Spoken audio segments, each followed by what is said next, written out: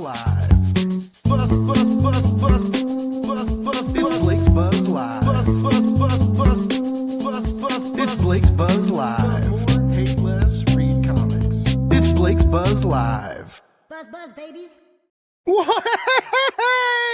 everybody, happy Wednesday, happy new comic book day. I don't want to be a downer, but I know everybody's thinking it, like, what the hell else can happen? It's been some heavy days, right? But look, here's my goal. Here's my goal. Tonight, for an hour or so, or longer if people tell too many stories, I know, it's my fault, but for about an hour or so, we're gonna embrace community. We're gonna embrace being a nerd. We're gonna embrace things we love, and we're gonna talk about fun stuff. And for an hour, we're just gonna be nerds, and we're gonna pretend like bad stuff ain't happening all around us, and that the planet's not mad at us and stuff. Just for an hour. Just for an hour. We'll go back to serious stuff later. I promise. But let's all take a break. I hope you went out. I hope you went to your local comic shop today, picked up your pull list. Hope you grabbed some awesome stuff. All right, hopefully you got some bags and some boards. We can sit around, get comfy. I kind of miss that. When not being a Wednesday warrior anymore, like the vibes of like sitting and like putting some shows on and the bagging and boarding and that it like calmed me. It was like a nice some nice interaction. Anyway, before we bring out the guests, I got some stuff we got to talk about first, but we already got people in the chat. Let's say hey to some people. Kenneth always popping in early, saying hey to us in the EXP. By the way, we are multi-streaming on multiple platforms. We're coming from you live from the EXP's YouTube, Twitch, Facebook. You're getting me on my Instagram, YouTube, Twitch, Facebook. We're streaming everywhere, baby. All right, and it's going to be great. We're putting the good vibes out there. That's what we're doing. Good vibes and hot dogs and comic talk. That's what we do here. We got Mr. Mad Prophet Tommy himself. Tuesday nights, by the way, 10 Eastern. Watch a very, very cool show called Aggressive Positivity. Learn about some amazing comics coming out every Wednesday. He's bragging about it. He read 57 new comics this week. I didn't read shit. I'm a fraud. What's up, Riser? Good to see you. All right. Real quick, we got to do a couple quick ad reads real quick. All right. These are some campaigns I'm working on. Crossover Division number 8 by Will Allred is live on Kickstarter, fully funded, ready to go. There's an awesome Tula Lote variant. You can see that right there. You can pick up that. And get this, if you're new to the series, I know that actually says issue 7. It should say issue 8. That's funny. I just noticed that. I'll let the team know about that. I didn't do that. That's not my fault. But anyway, if you're new to the series, you get to the Kickstarter page. There's a link in the description. You can read the first issue for free and see if you like it. If you do, come back, support the campaign, be a hero, right? Heroes support indie comics. I'm also working on Ruination 12 and Tales of Ruination 2. We're working on that campaign right now. It's going to be coming to Kickstarter very, very soon. Great catch-up tiers and stuff to do. Hardcovers still in stock, but guess what? Just like Crossover Division, go to the pre-launch page, download the first issue for free. Look at that. 2 free issues of comics. All you had to do was log on, say hey. But no, seriously, check them out, see if you're into it. And if you are, you can maybe swing back, support the campaign. And finally, Matt Frank's State of the Monsters is a kaiju-sized epic campaign, crushing it on Kickstarter right now. We're about to hit that $25,000 stretch goal. We just dropped some original art. It's amazing. Check it out. Wow, my job is cool and never stressful. All right. Let's bring some people out. You guys want to talk comics with people that aren't me? Yeah, probably. Probably you do. That's why you tune in. You don't tune in to watch me. You tune in to watch my guests. And that's smart because I have awesome people on this show. All right, first up. All right, I've known this person for a few years now. Been a great voice online, wonderfully positive, just never has... I don't know if they know how to frown. I don't know if they know how to frown. I just always smiling, always good vibes. All right, y'all ready for this? You may know her from back in the day as the friendly neighborhood bye. It's Lauren. Let's get her out here. Let's just hit some buttons. Whoa! Yeah! What's up? Yes!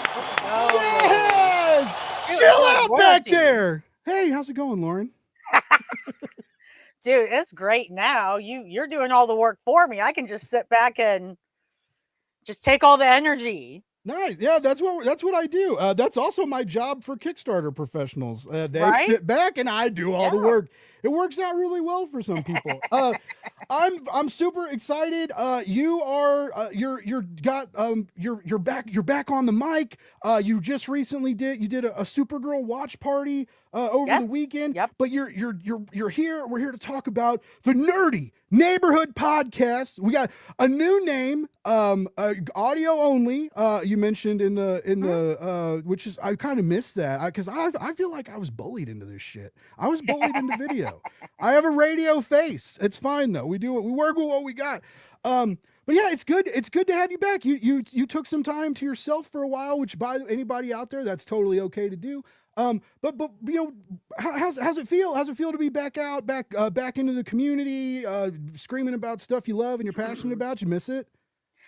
Yeah, I mean, that was the first thing when I started doing it. I had a lot of life changes I can talk about more later, but you know, anytime you get big life changes, I think after you adjust from the shock, or if you can, depending on what the change is, obviously, sometimes you're like, holy shit, there's room in my life now.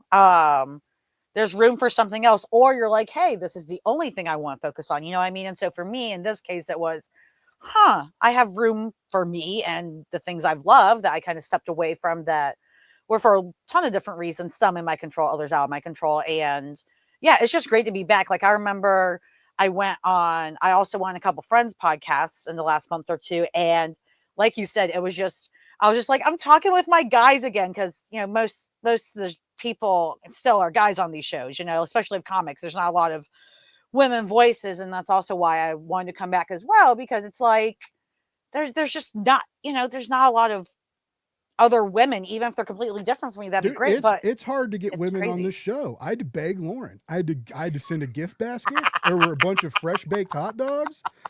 I hope it gets there in time, or the hot dogs will be bad. No, listen, they got 8. They got 8. Let me tell you, I can eat. No, but seriously, like it's so good to just talk with friends again. And it's not that I don't have my friends in my own life, but the comic world's been special to me. It's always been special, but particularly since I really got involved in the online community of it in like 2019, 2020, funny enough. Like when you find the most welcoming people in the community, there's nothing like it. Like they're just the best people. And it's so rewarding, and it's so worth the trouble of dealing with all the filtering out the bullshit and, you know, the people that just really try to make it hard, you know? But yeah, it's been awesome. And frankly, it's ironic because I had some other changes come up in the last month. So I've done 4 episodes, but I think the last time I put on an episode was July. So it's been like over a month now. So I need to get something back out there. So this will give me something to put out there, I'm sure. Hey, sometimes it takes a minute to get back into the swing of things. I remember taking a break and coming back, and it was really weird. And I also did it like right when I got fired, which was like Listen, well, and it's one of those things like, and this has happened to me a couple times in the past. The other major break I took since I did the podcasting, I did a big comeback. It was when I still did YouTube, and I did live shows like you and interviews pre-recorded and all that. And so I did a big comeback back then. And so when I stepped away this time, I really was kind of hoping, and I was putting pressure on myself, like, I got to do this big comeback. I have to make a statement, and I also have to hold to it, because everybody, you know, they want the content every week and the consistency. And I get that because I love structure and consistency in my life. But I was just like, you know what? I don't care. I'm just going to put something out there, even if it's audio only. And that's why I did the audio only, because that's what is easiest for me to do, but still be a part of the community and, you know, still have people on the show too. And it's also different because it's the first podcast I've done where like there are episodes that I do by myself.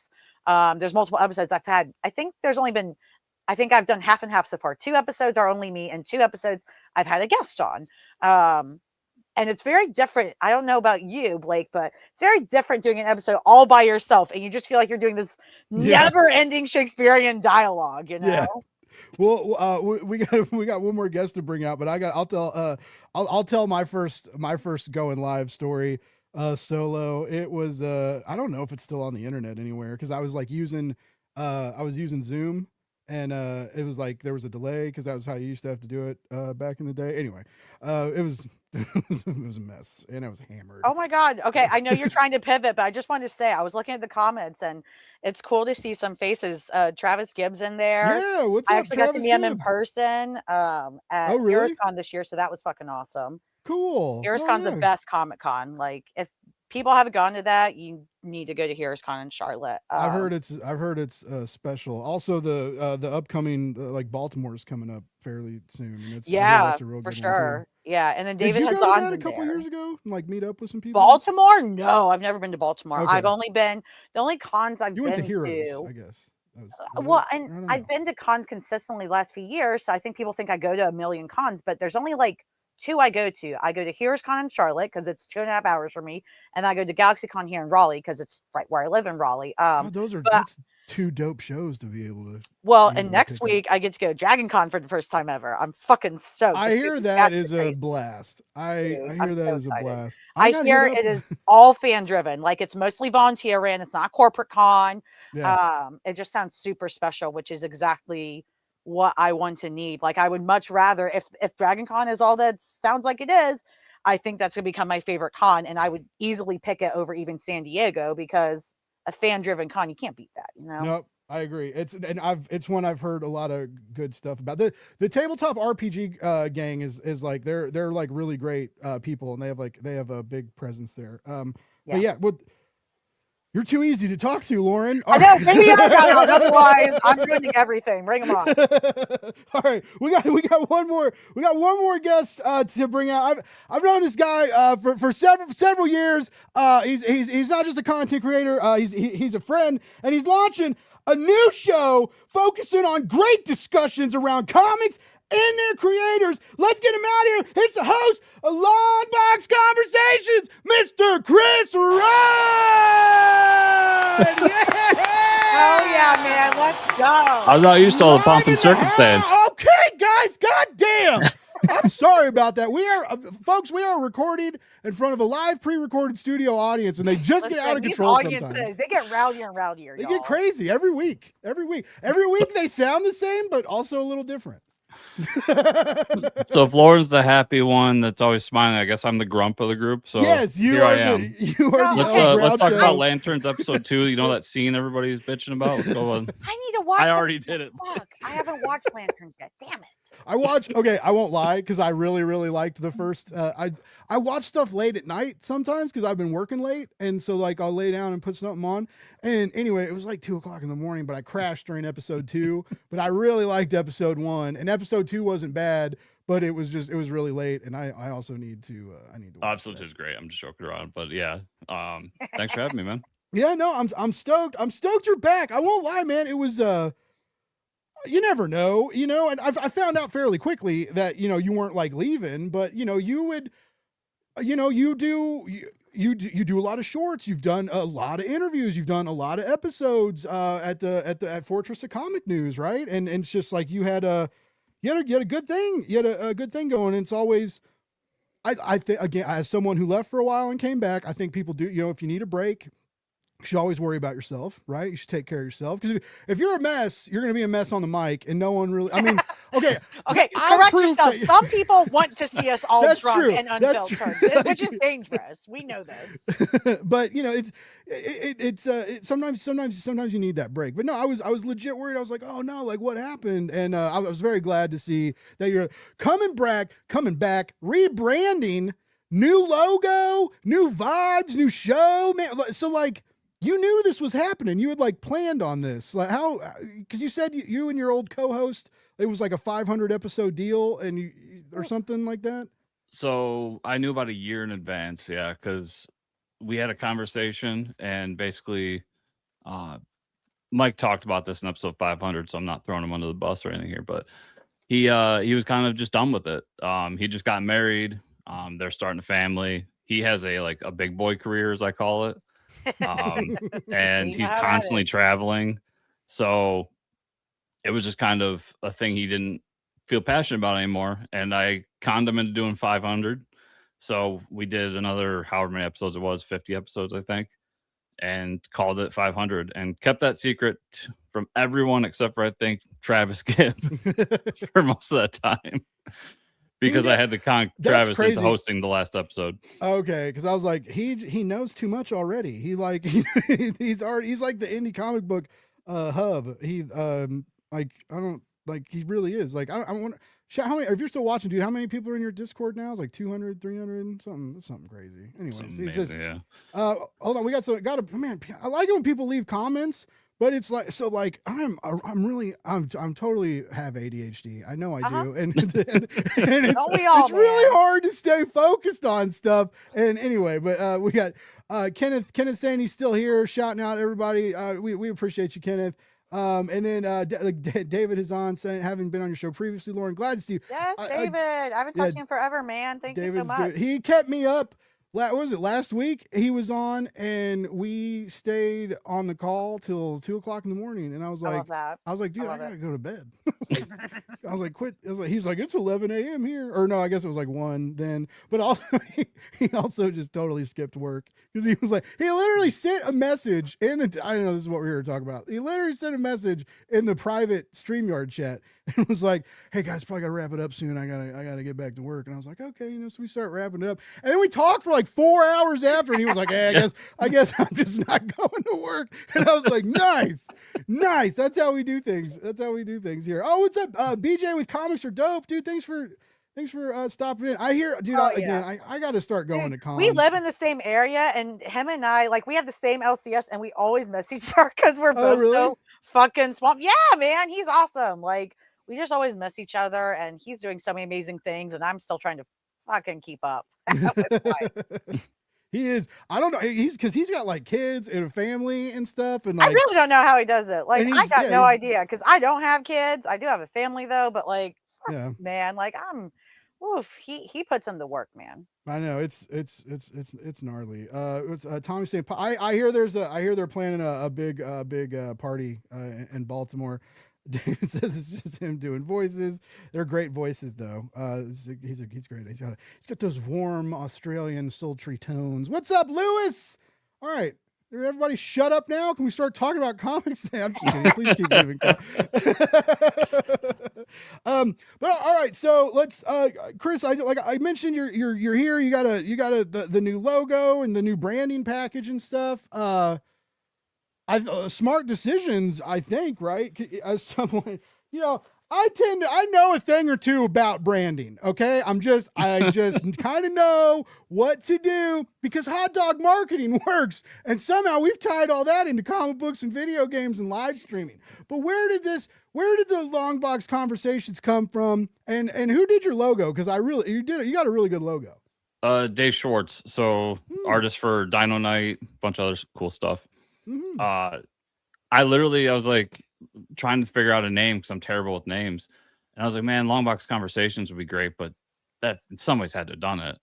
And I spent an afternoon Googling left and right, and I could not find anyone using it. Wow. It's like, okay, here, let's do it. So I stole it and I bought all the domains for it right then and there and made the YouTube channel then and there, probably 2 months before we started. And here we are. And then David, like, I just told him, like, hey, would you do me a logo with me behind a mic, involve a Longbox? And he came back with that first try. Nice. I was like, yeah, I have no notes. I'm in talks with an artist right now, and they offered to do it, which was cool, but they're also busy, so I can't be like, hey, that free art you were talking about doing. But a cool artist is down to like draw, because I already have my Ignacio drew my bee, and like but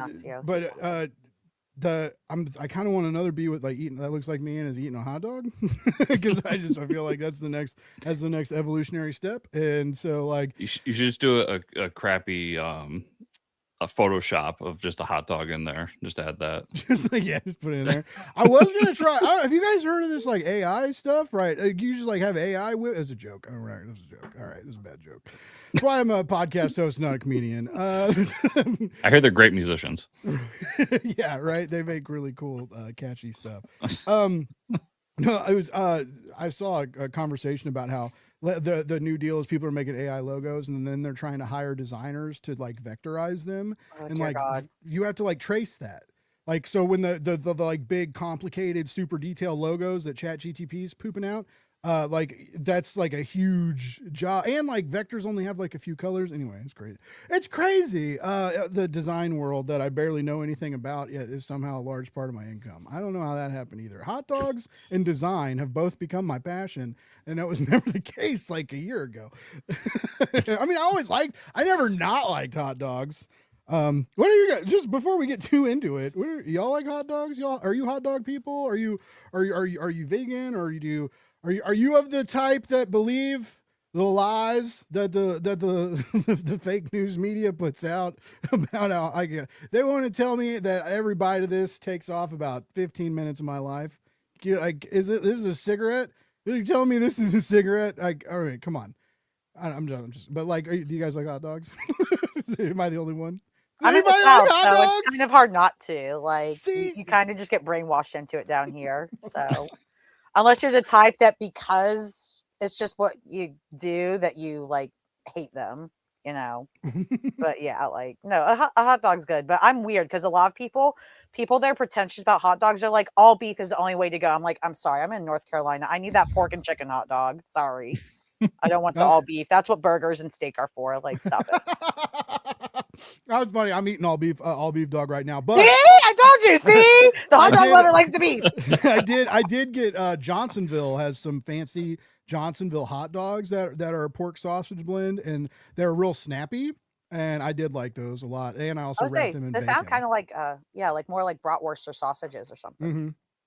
It was like a hot dog bratwurst, a brat dog.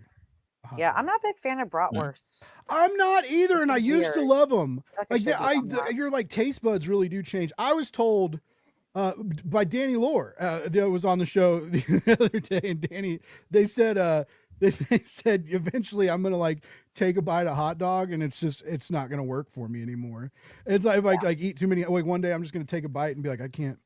That's when we know the end times are coming, right? Like it's every time, and I'm like really worried it's gonna happen on air. Like, what happens if like I take a bite of hot dog on air and I'm like all excited, and it like turns my stomach? I'm just really worried about sabotaging my own brand. That's all I think about lately. That's why I started doing hot dog and video game content on my comic book channel to just mess everything up.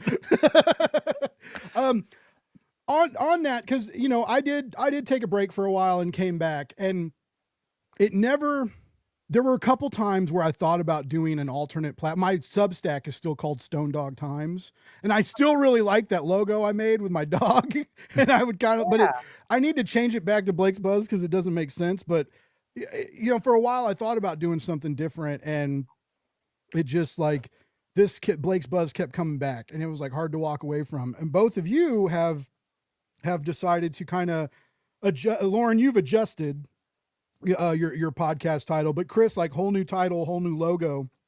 Was it hard to let like that old piece of you go, like that old that old nerd nugget that's gonna just like sit next to your heart till you die, hopefully, maybe?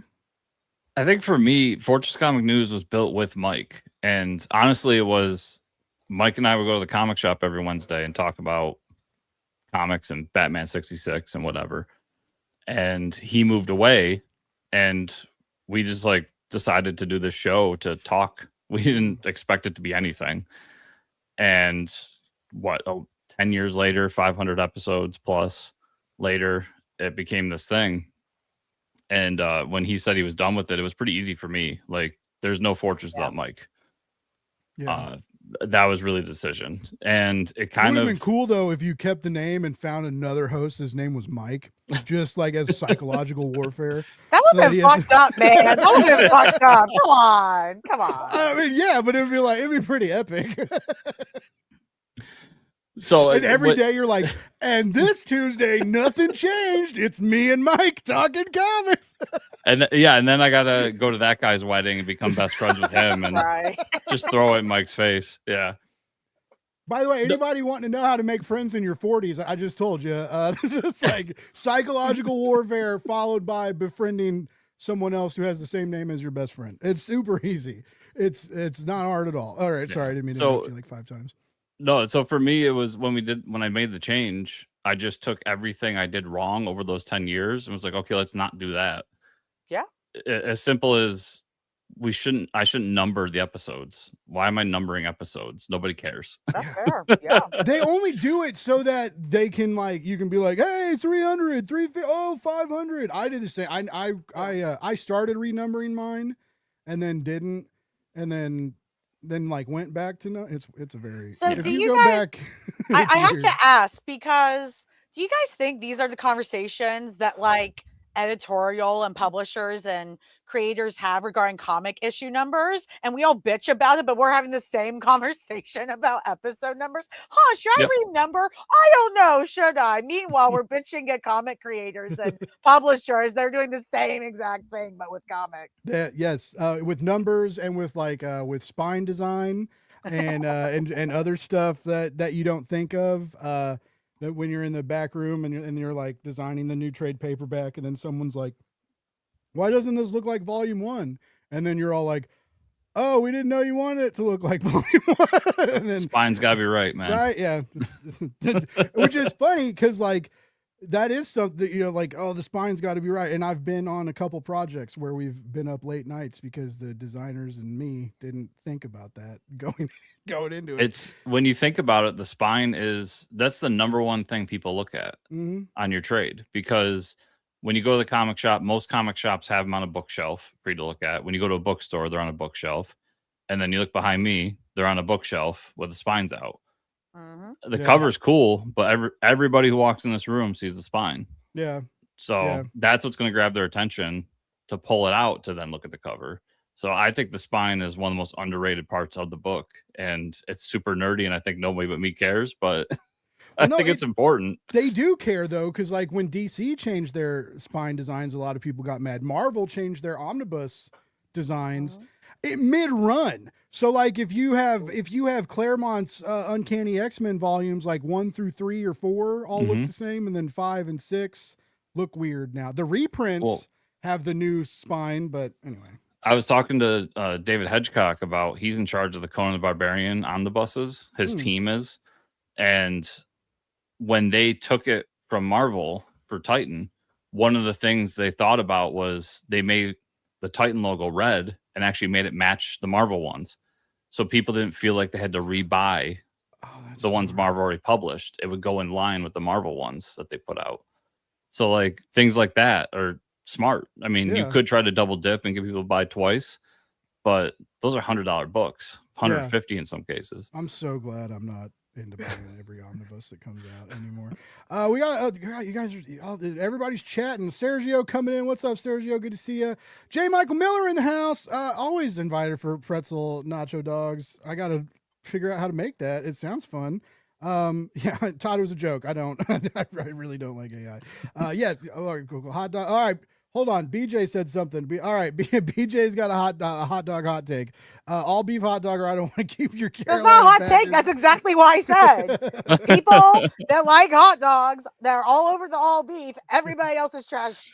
It's all good. I know where my will still place get is. a Oscar Mayer cheese dog every now and then, though, and I have no idea Those are what's in good. that. I and can't it's eat not them even real anymore, cheese but either. they're good. It's Blake, the pretzel nacho dog. It's a pretzel bun with an all beef hot dog in the middle, and then nacho cheese instead of like ketchup or relish. Oh, I do that a lot anyway. There you go. Because I always have we're a Sam's Club people here, and so we always have. It's so much cheaper to buy Sam's Club queso than to like buy the ingredients to make your own queso. Because you can get like a huge jar of it for like $7. Anyways, we always have queso here, and yeah, I pour it on hot dogs. I poured it on that chili cheese Frito burger I made the other day. I've had 2 cheeseburgers this week that I'm pretty sure took a year off my life. And they were both worth it. They were like this big. I had to squash them down. Like they looked real pretty to take a picture, but I had to to eat it. I had to be like, see, 2 things I've learned being in relationships, and specifically with my most recent lady, it's queso and pickles in the house at all times. Because if they're not around, she's going to be mad. So I'm with you. I'm not a pickle person, but having queso at the ready, it's a quick lunch. You put it on a breakfast burrito. You have queso at any time of the day. Lauren, are you a queso person? You like cheese? I love cheese. Oh, I love cheese, but I can't eat it. I have a dairy allergy, Oh, so I've been okay. fucked the last 4 years or so. Damn. So yeah, it's been a grieving process, and sometimes it still is. Like sometimes if I'm really tired, I'll go to the fridge late night. I'm going for that shredded cheese bag again. I'm like, nope. If I do that, I'm gonna be at the hospital. No, thank you. So. Oh. I've been, that's another, because I'm not a healthy person, and I do tend to kind of walk around like I'm gonna live forever when I'm obviously not gonna. But like, there's all these, like, there's food allergies and stuff that can happen to you, and stuff that can like make you not eat meat anymore, and like, or I don't know. I just like, there's a lot of weird stuff that can happen. Let's talk about weird stuff that can happen to our bodies, folks. Have you all had weird stuff happen to your body? I'm sorry, you're talking to a woman. I beat all of you men. Sorry. Like, you're going to lose that combo. You're going to want to leave. So let's just not do that here.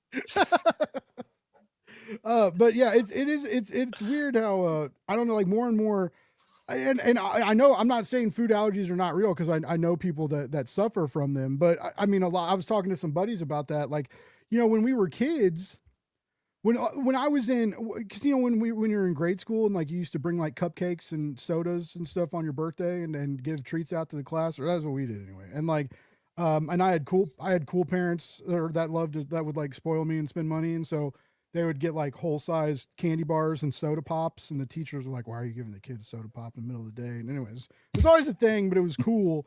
But there was never a deal of like, oh, if you bring in cupcakes, they can't have nuts on them, or someone might die. You know, and now we do have like people with intense nut allergies, and so it's like, and I've heard it has something to, like, it could be with stuff that has to do with like our food and like the stuff that we eat, and then it changes and stuff. But yeah, it's I'm terrified. I don't know what I would do if all I eat is cheese and hot dogs. And it's like, if I couldn't eat cheese and hot dogs, I'd have to figure No, stuff out. I mean, it's pretty devastating. Like, I mean, I kept eating, like, I probably should have stopped eating dairy at least a year, if not 2 years before I did.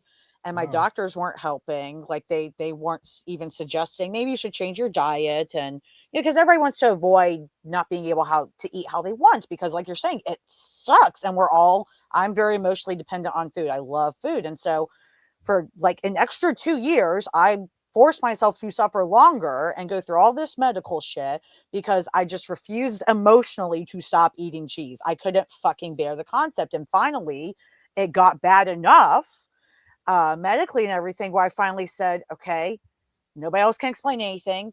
I'm just gonna cut it down and see what happens. Maybe I'm crazy. Maybe I'm gonna be like, thank God.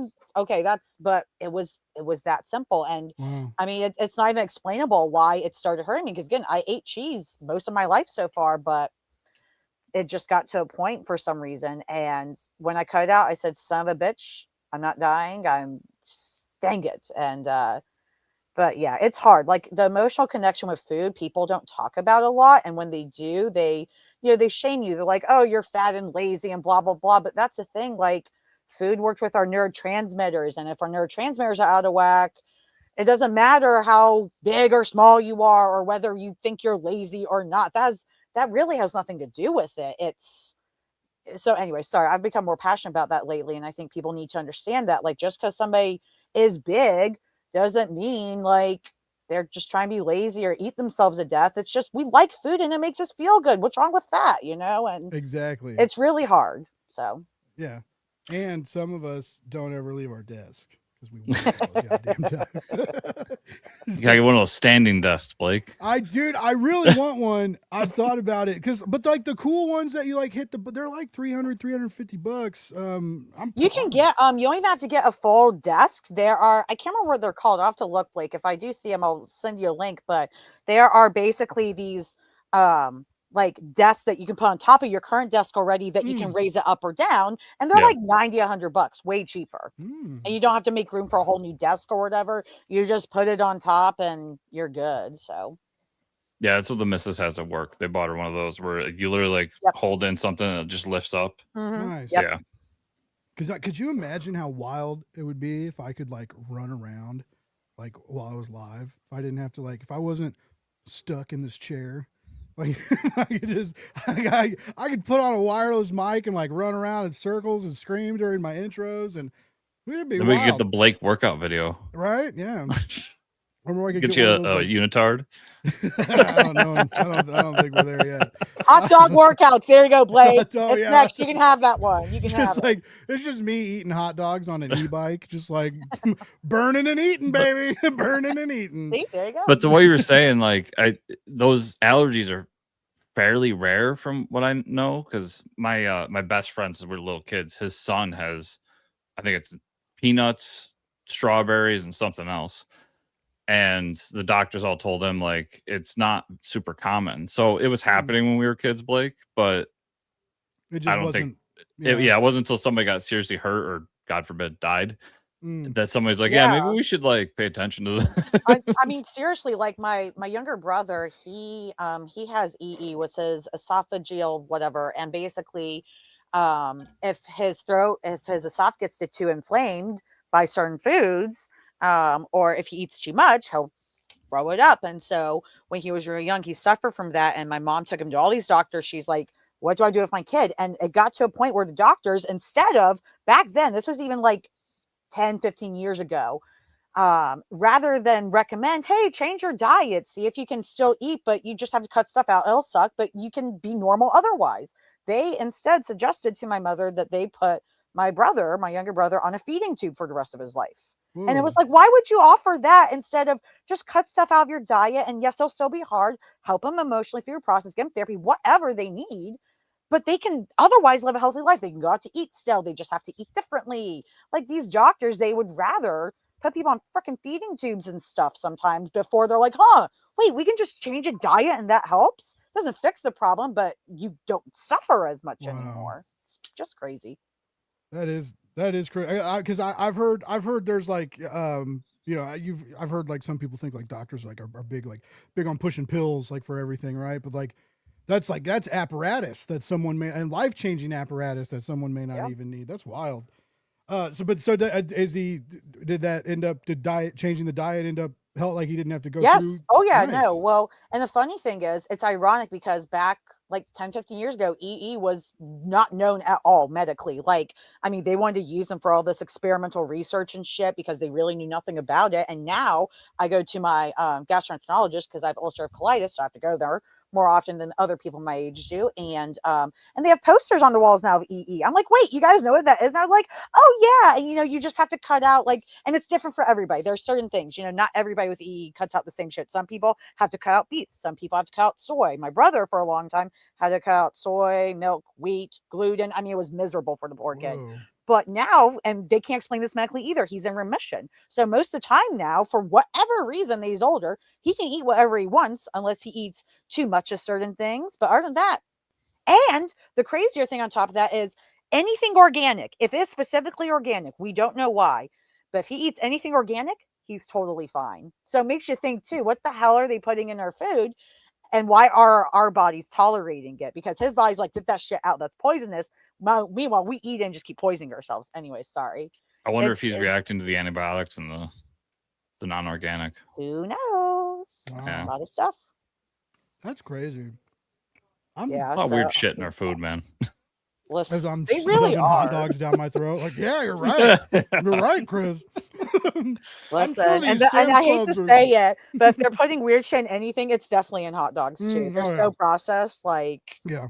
Do you remember? Live and have fun, right? So, did you have the rumor growing up that like the hot dog was full of like pig anuses and everything? Yes. Like, all the weird stuff. Yeah. Mm-hmm. Yeah. That's why we all. And I would just be like, I don't care. What? Sorry, I didn't say that. I didn't say that. Sorry. We did though. We did. We all ate hot dogs as a kid. Now we grew into ass eaters. That's what happened. Listen, there's a correlation there. Listen, they were doing that long before anybody societally decided to try to even mention it. Like, you can't even talk about that anymore because we're so damn puritanical. Like, who cares? Do what you want. Bye. Like, dude, don't get me started on that because it's like lately on Kickstarter, there's been if you use I can't wait to hear about the ass eating on Kickstarter. Yeah, well, you never will because Stripe will shut that shit down and take all your money. There you go. There's another one. But that you can't be too sexual with your language. You can't for if you're doing a not safe for work comic, you got to be real careful with what preview art you show, with how you show variants. A lot of people, which is crazy because what kid is on Kickstarter going, I want to get I Kickstarter, know. Mom and Dad? Mom, Kids don't buy go me on this Kickstarter. $30 comic from a they're like, no, yeah, it's a special crowd and it's not children. It's like kids aren't getting exposed to that unless the parents, they look over the parent's shoulder and the parent's not like, it's the parent's responsibility. It's not the creator's responsibility. Like it just, I'm all for protecting kids. Again, I'm a former educator. I work with kids now. But we're shielding kids from the wrong shit. Like, okay, so if they see a cover with boobs, teach them, yeah, those are boobs. What about it? Women have them. Other people that don't identify as women can have them too. I know it's crazy, but it's a thing. I may not get it either. It's fine. I get it, but other people don't, but it's like, we're shaming this stuff because it's all puritanical shit. Who cares? Like, and there's actually studies that show, like legit academic studies that have found that if you teach kids what the real names for body parts are, like the scientific names for body parts, like breasts instead of just boobs and stuff, that can actually help protect them from things like sexual assault. Something as simple as they know how to name their body parts. Wow. But people don't want to do that because we're going to shame ourselves. Like, that's dumb to me, like we need to educate kids, and sex ed doesn't mean you're teaching them about sex or how to do it or whatever. It means you're teaching them about their own bodies, and hey, you can say no even to an adult you trust, and you absolutely should, because most of the time the ones after them are adults they trust.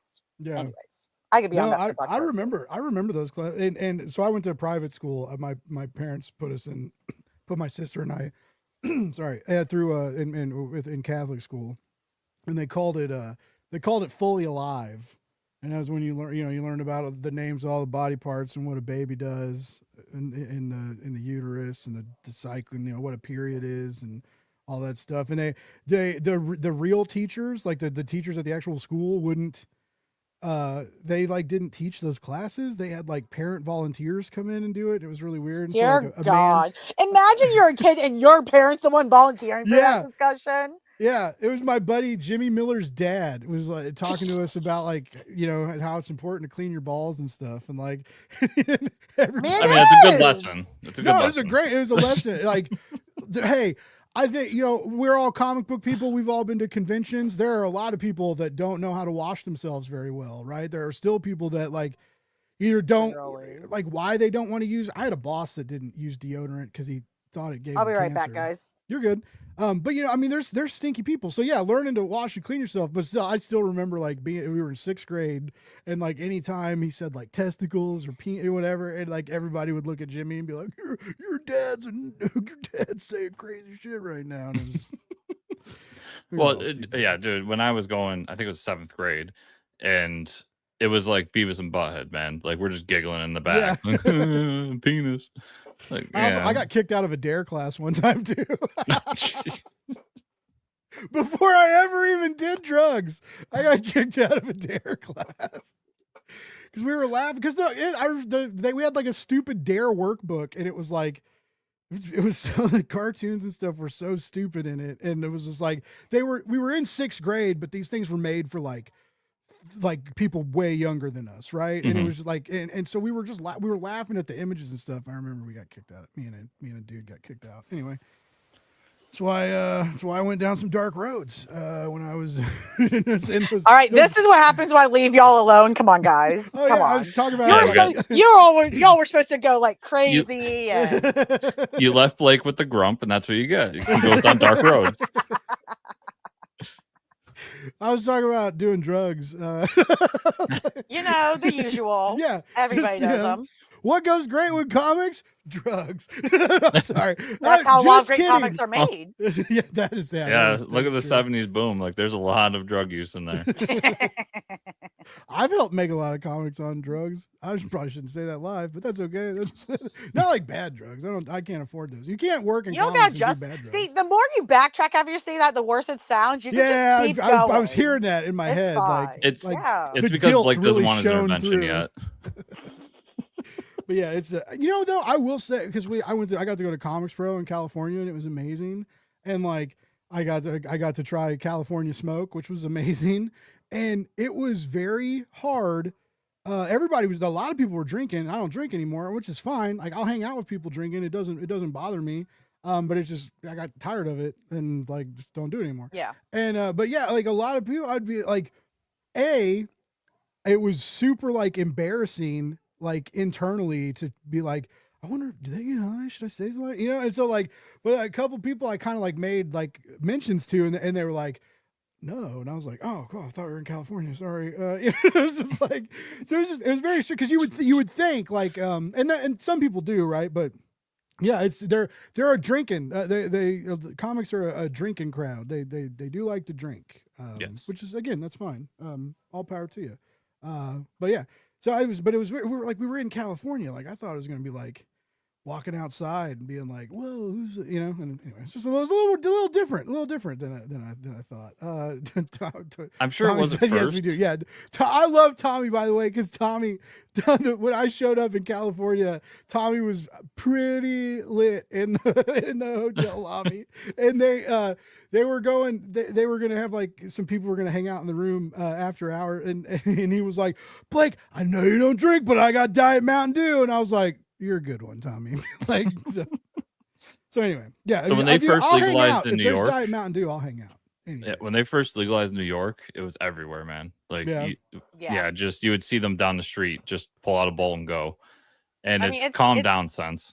It's the same in DC though. I remember, and it's probably calmed down too, but like I remember like going to DC Pride like 2 years in a row, probably 8 years ago. And I mean during Pride, like by Union Station where the parade comes through, oh, it's all fucking weed. It's all, and listen, I just want it known that like people can do weed and all that. That's great. And again, it actually does have medicinal effects that they're still trying to research and figure out. But I have asthma and I'm like, guys, why does it have to be smoke? Can you guys just do edibles? I just want my lungs to be fine. Y'all do you, but can you guys do edibles? You're killing me.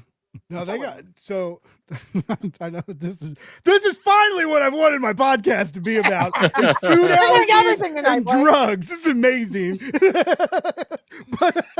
but they have I haven't seen the large dose ones here, but I saw a short one of the guys I follow, he's like a stoner, does stoner content, and he was talking about these things, and they're called dab patches, and it's like a nicotine patch. But it has like 100 milligrams in it, and it like slow releases it for like, they take like an hour and a half to kind of meter it out, but still 100 milligrams, still a pretty nice dose.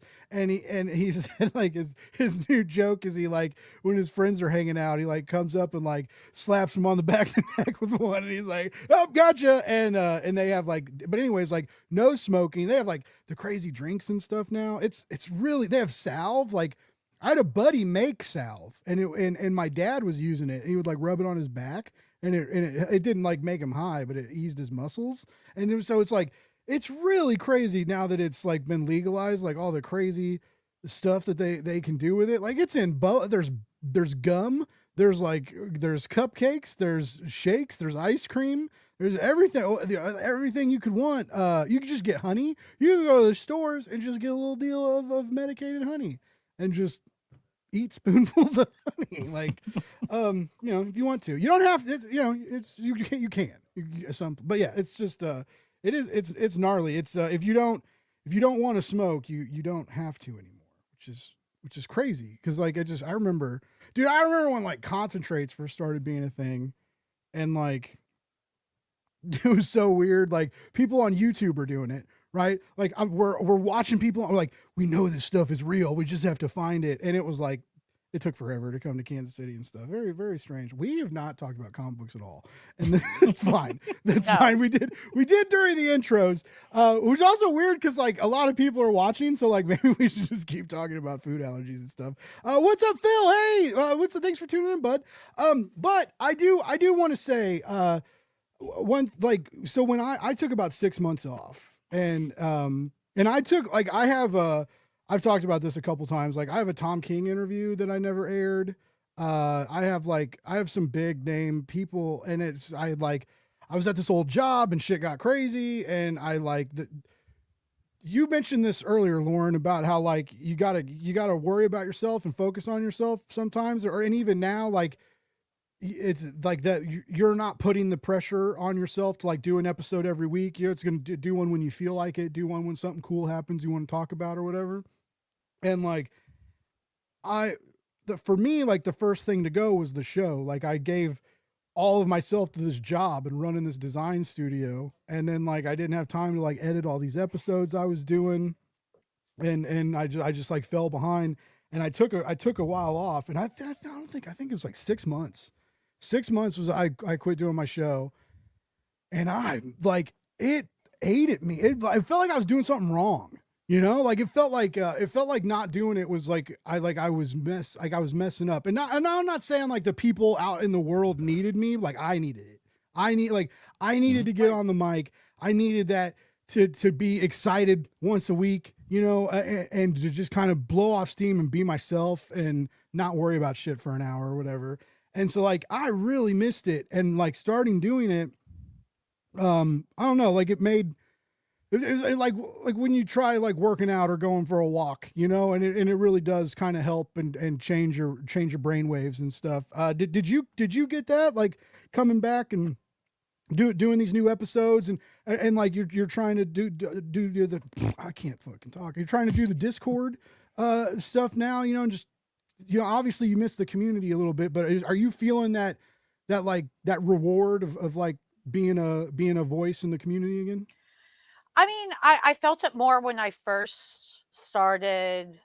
Well, so for me, it was what kind of led me to really have the guts to do it, I guess, even though it wasn't perfect, because I'm a perfectionist. I'm like, and I care about the audience. I care about what people even watching this think, and are they hearing what they want to hear, or even not necessarily what they're looking for, but what could be helpful or entertaining at least. And I know I'm capable of putting out the best product possible.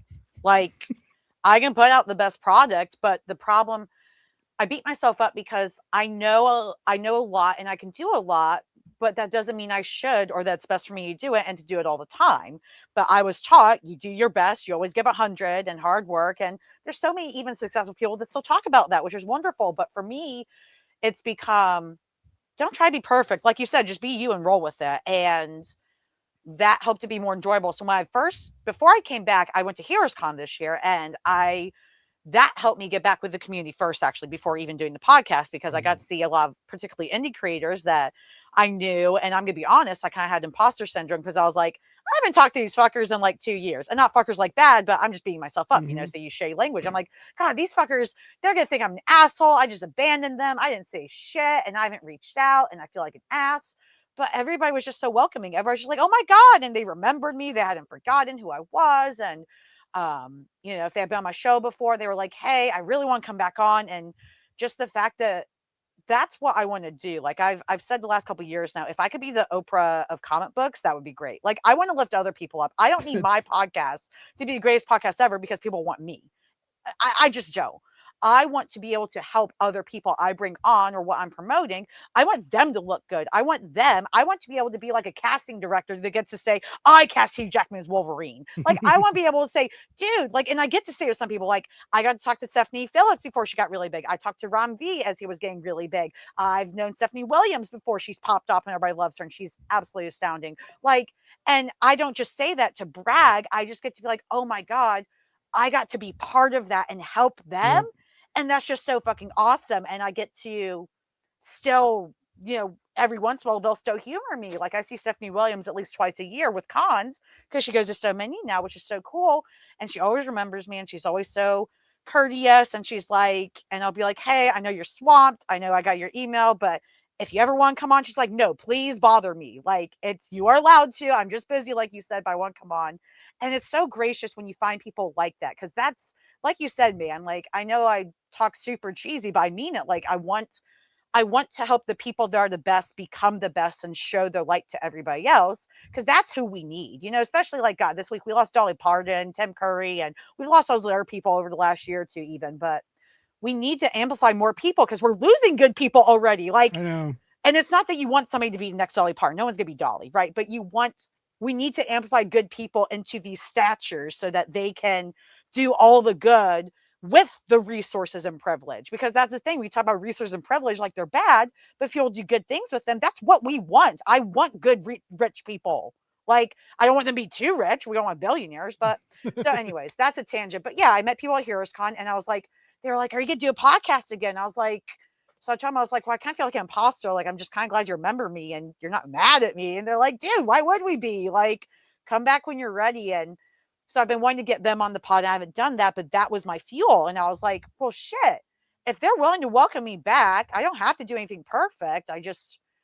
And they're encouraging me. They just want me to get my voice back out there too. Fuck, I guess I'll try it. And then, so yeah, when I first started, I really felt that community, but then again, life still gets in the way. Like, I'm kind of learning that I can't be consistent as I've wanted because of my own, like, on and off medical issues. There's some weeks where I'm doing great and then I crash again and I have to reset, take a week or two to get my body back right, and then I'm good to go again. So anyways, sorry for that long ramble, but yeah, it's just tough. And so I'm trying to learn to enjoy it while I have it and not dread, okay, well, it's coming, when's it gonna fall apart again?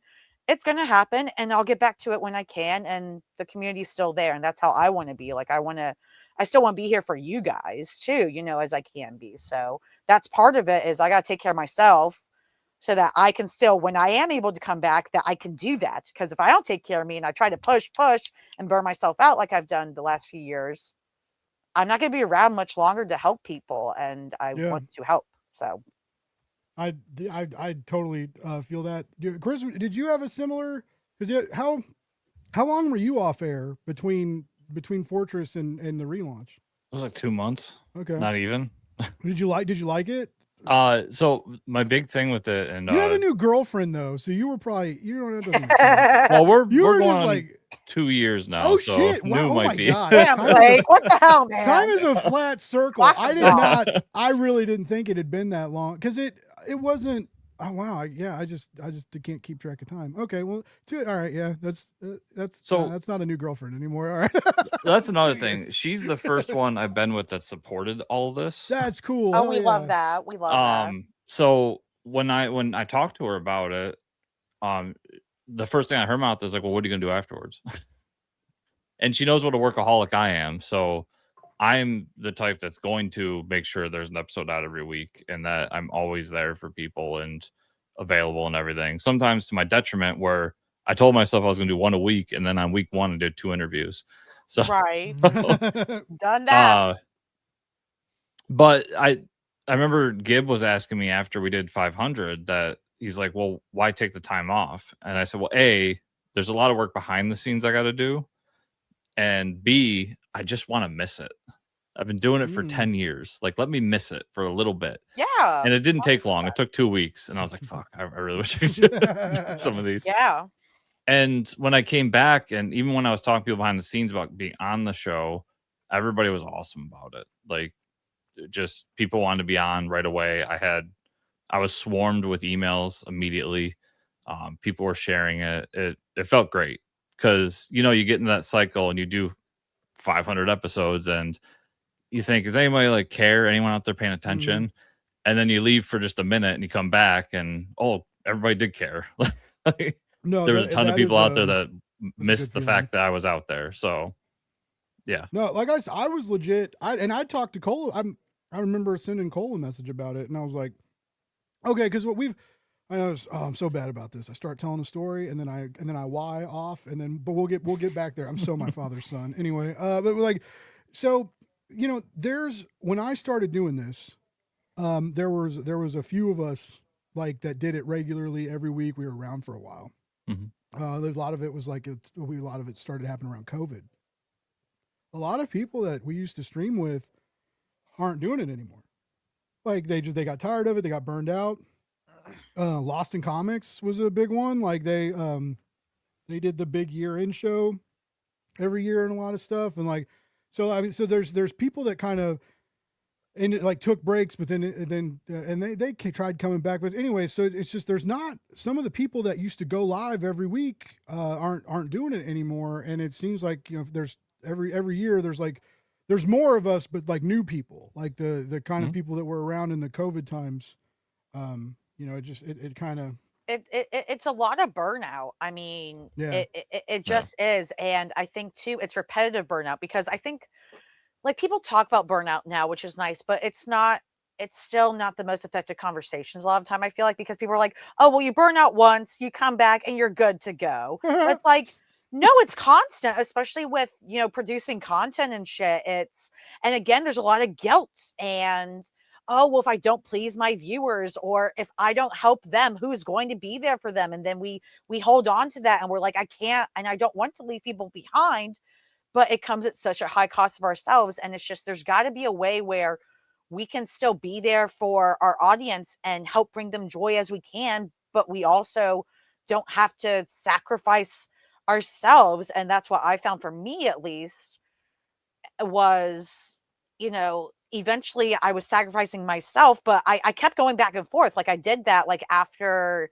the first YouTube channel was on and I did my own, I took one big break after that for like, I don't even know how long. It was maybe 2 months or something too. And then I started a new show of my own and channel and all that. And then I did that for a while and that was great. And then I kept getting burnt out and I fought myself. I mean, I really did for a long time because I'd be like, okay, I'll take a break this week, but I'll have to be back next week and I can do it. And then it just felt so on and off. It was like a relationship that was falling apart and you want to save it, but you don't know how.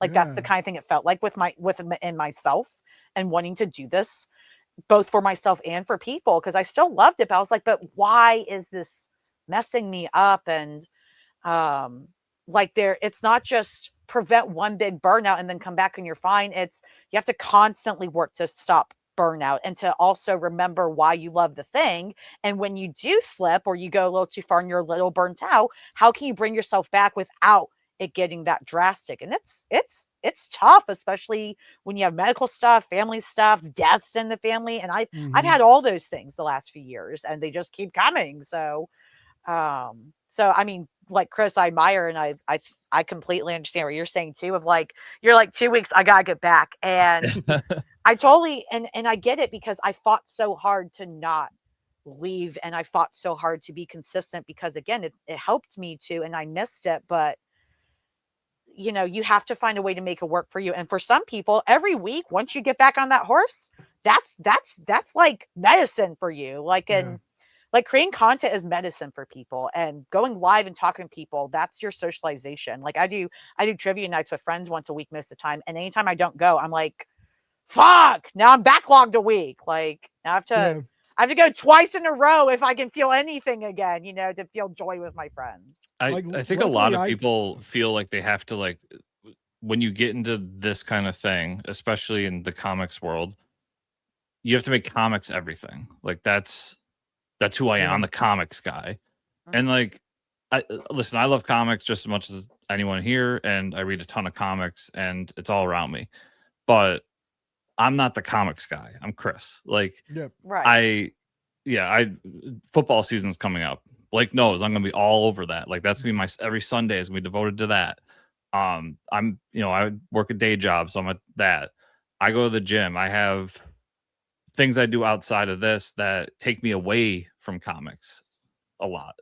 And I think that's good. You shouldn't make it everything. You should have more going on. No, I did that. It was work, life, hobby, and it still is kind of like. And that's the burnout. I'm fighting. I still fight that, and I'm like right now. I have to have a real, like, as they say, come to Jesus, because it's like I love what I do and I love working with indie creators. I'm getting tired of like wondering if the money's going to be there next month or like am I going to get a client? Am I going to get or I really need another client? Am I going to get that? Or is this, I'm getting 7% of this Kickstarter campaign. Yeah. Is it going to do good enough for that payout to make a difference? And a lot of them haven't lately. And it's just like, and that's like live. And that's a bummer because I'm glad I got into manga and I'm glad I built the gaming PC and started getting back into gaming. Cause that's been like, I was in a reading slump. I wasn't reading prose or comics or manga. And then I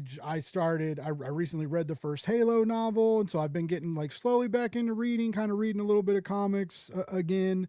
But like, yeah, it's just, it took over everything real quick. And And then it felt like I had to let it to like keep the job, to keep things like going the way they were going. And then that didn't work out well for me either. So I was like, I literally like sacrificed my body and mind for comics to like try and like just make everybody happy and like work all the hours. Like when I was working at that magazine there, I was doing 80-hour weeks, like easy for like not even $2,000 a month. Yeah. You know, and like, so like I'm making money that people laugh at, even though I'm making that money on my own and like for like a skill set that I developed and found out a very niche skill set. But yeah, it's like, anyways, I keep being like, you know, $40,000 a year is nothing to a lot of people. Right. And that would like change my life. That would make things so much different. But I'm very, very scared that if I get a full-time job, this is going to go away. Probably not the live show, but like, I don't know if I can do client work and have a full-time job. Client work is a lot. The reason why people hire me is because they're like, Blake, I need you to jump. And it doesn't matter if it's Sunday. It doesn't matter if it's Saturday night. If I'm at the computer, I'll do it. If I'm not at the computer, I'll be like, hey, I'm doing something. I'll do it as good as soon as I get home. But like, I'm boring. I'm at the computer a lot. I'll tell you, the client work, if you set boundaries, you're fine. But it probably will go away. Boundaries, I agree. If you're like, and I mean, what you're saying, again, I worked a job. It was a full-time job, and I was a leader in a company at one point. And I mean, that's what the owner expected me to do. It's, hey, I can call on you. You'll jump when I say jump. You can't function like that, dude. No matter what you do, full-time work, client work, both, not. There's no way. You have to, and it's hard when, again, you identify yourself as, well, I'm the guy that just jumps when they say jump. You have to separate yourself from that, because if you don't, that's exactly what's going to happen. It will, you know? So in my day job, there's a couple of us, but I'm one of the assholes of the group where it's like, well, you know, someone's got to go out and do that job. It's going to mean staying a little late. And I'm like, well, that sucks. And I just walk away. Like, I got stuff going on. I have a schedule. This phone is full of shit going on, whether it's interviews or whatever. And, I would just, with that, I always have to say, like, I'm lucky in a lot of cases. Unlike Lauren here, I don't have a lot of health issues. My family is really well. I have a good full-time job. This is the thing I do on the side. This is the thing I do for fun. It's another hobby on top of a list of hobbies that my girlfriend constantly asks me how I do them all. So I don't have that dependency on it. If this goes away tomorrow, I still eat. I'll be a little bit sadder because of it, but I still, at least there's a roof over my head and I eat. And I think that's a big difference too. Like, there's not that stress coming down on me to make sure like this video has to hit that, so I get this much ad revenue.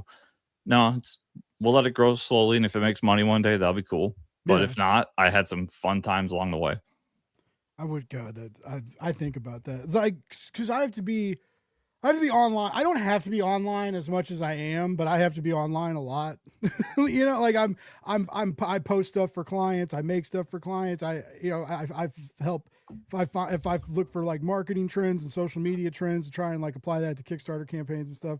And I do think about it sometimes, like, man, I feel like I'd be happier, like offline sometimes, you know, and like that kind of like the dream of like walking away from it. But like, it's so weird too, because there's a great community, and like, so like I love Threads. I have a great time on Threads. It reminds me of old Twitter. I've met some really cool. It's shit for promotion. Like it will not get me, YouTube subscribers. No one really cares about the Kickstarter campaigns I run, or like if I post about but it's you can be yourself and you can post about shit you're passionate about, and usually people like react to it. And anyway, I've met some like real fun people, and we talk and we send memes, and we some of us like DM now and stuff. And so like I think it's weird because like sometimes I feel like I just walk away, like just unplug, like walk away, let all the batteries die, and like walk into a forest and just like build a fire. But and- it Go doesn't live have with Bigfoot. yeah. it doesn't have to be all or nothing though. That's the kind of thing I learned too. Because again, it's either I Mhm. fire on cylinders and deliver the best product, or I do nothing. Like that. That's how. Yeah. Because I got the ADHD too, so it's either all or nothing. Like Yeah. that is the only thing that makes sense, and Yeah. nothing was unacceptable, and sometimes still is, to be honest. Because I mean, I was even thinking about last week. I was like, shit, I've been putting an episode in like a month. I should get on that, but it's a should. It's not like. It's like I'm waiting for something to talk about. So I'm sure after Dragon Con, I'll do an episode talking about my experience with Dragon Con for sure. And wherever else comes up, honestly, and to Chris's credit as well, like I have other things I like to talk about. That's something that I found limiting doing only a comic show. And Yeah. that's why I stretched it from your friendly neighborhood comic show. And I stretched it to the nerdy neighborhood because that was always my concept after a while as well with that was, well, I want a nerdy neighborhood. I want to create a network where people like, if people are like, I want a positive place where I can find people to talk about all these nerdy interests I like. And I want one place where I can find that. So I want it to be where people like, I picture it like an old school website where you go to the nerdy neighborhood website, you have a visual nerdy neighborhood you can click through. If you like music, go over here. Find some positive podcasters to talk about any musicians or whatever shit they like there. Amazing. You can go over here to the comics world. You want a Batman podcast, but you don't want to be dickheads and sexist, and you don't have to filter that out yourself because that's too much work. I've already done it for you. And hopefully once you see my content and, I have to earn your trust, right? But if you trust, hey, I trust Lauren's judgment. I trust that if she puts her stamp of approval on these fuckers, that they are going to at minimum be positive people. And so I can go there and grit that stuff over there. And so I just, again, like he said, I love soccer. I coach soccer now, and I am in school for HR and leadership stuff. That's a completely different thing. And I love music. I love comics. I love everything. And I'm like, I want people, and I think this is how a lot of people feel content creating, but it's so hard to do psychologically with an audience. I want people to be sold on me, not just what I'm talking about. Like, I don't, like he said, I want to be the comics girl or what the shit ever. I want to be I want to be Lauren. I want people to go, oh yeah, Lauren, she does all this amazing stuff. Again, you talk about somebody like Dolly Parton. She wasn't just a fucking country singer. People start listing all of the things, the wonderful things she did. And all these different departments, literacy, the music and entertainment and, emergency aid and shit. And she helped out in so many ways, and many ways we don't know because there's so many things she did and never took credit for and never did it publicly.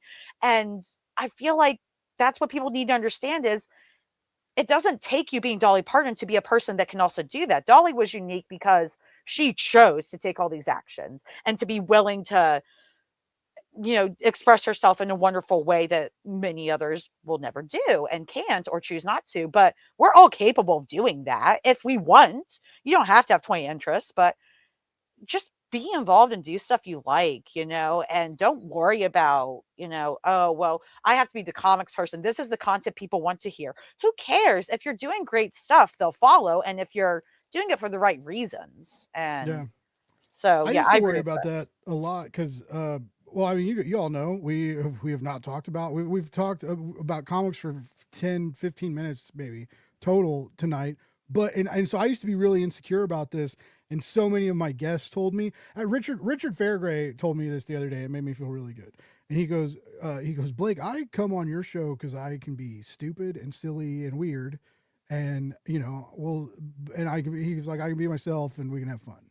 And I can talk about life and whatever.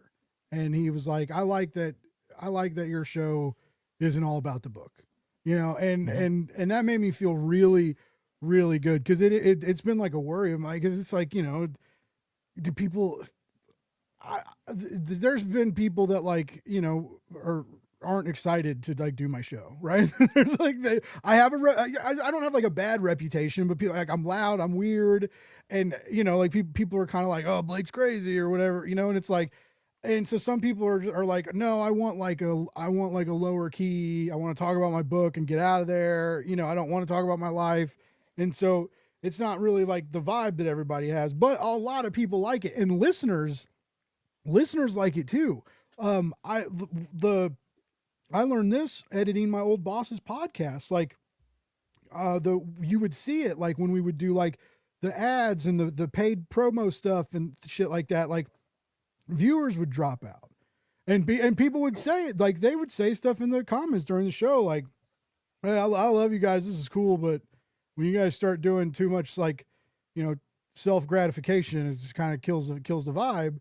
And so like I see that happen. And so anyways, it's weird. Like we all love comics, but just like I was talking about, like if comics is a day job, or you got if you're a content creator and you're doing 3 shorts a week or daily shorts or, whatever, if you're really trying to hustle content, like when that's that part of your life and then it turns into work, when you're done with work, you don't always want to like walk away from the computer and hit that stack of comics and start reading. Like sometimes I don't even want to look at a comic after a long day. Oh, Mhm. yeah. I Like- barely touched my reading stack, and I just picked up more comics today to add to it. Like, and it's not because I don't love comics still. It's just I have other stuff I'm focused on a bit more, and comics are there when I need them. And yeah, I mean, it's I just like that. That's like, comics are there when I need them. That's a great like, statement. again, why can't we have multiple things we love in life? Like our at least, here in the United States and Western culture, we're so obsessed with,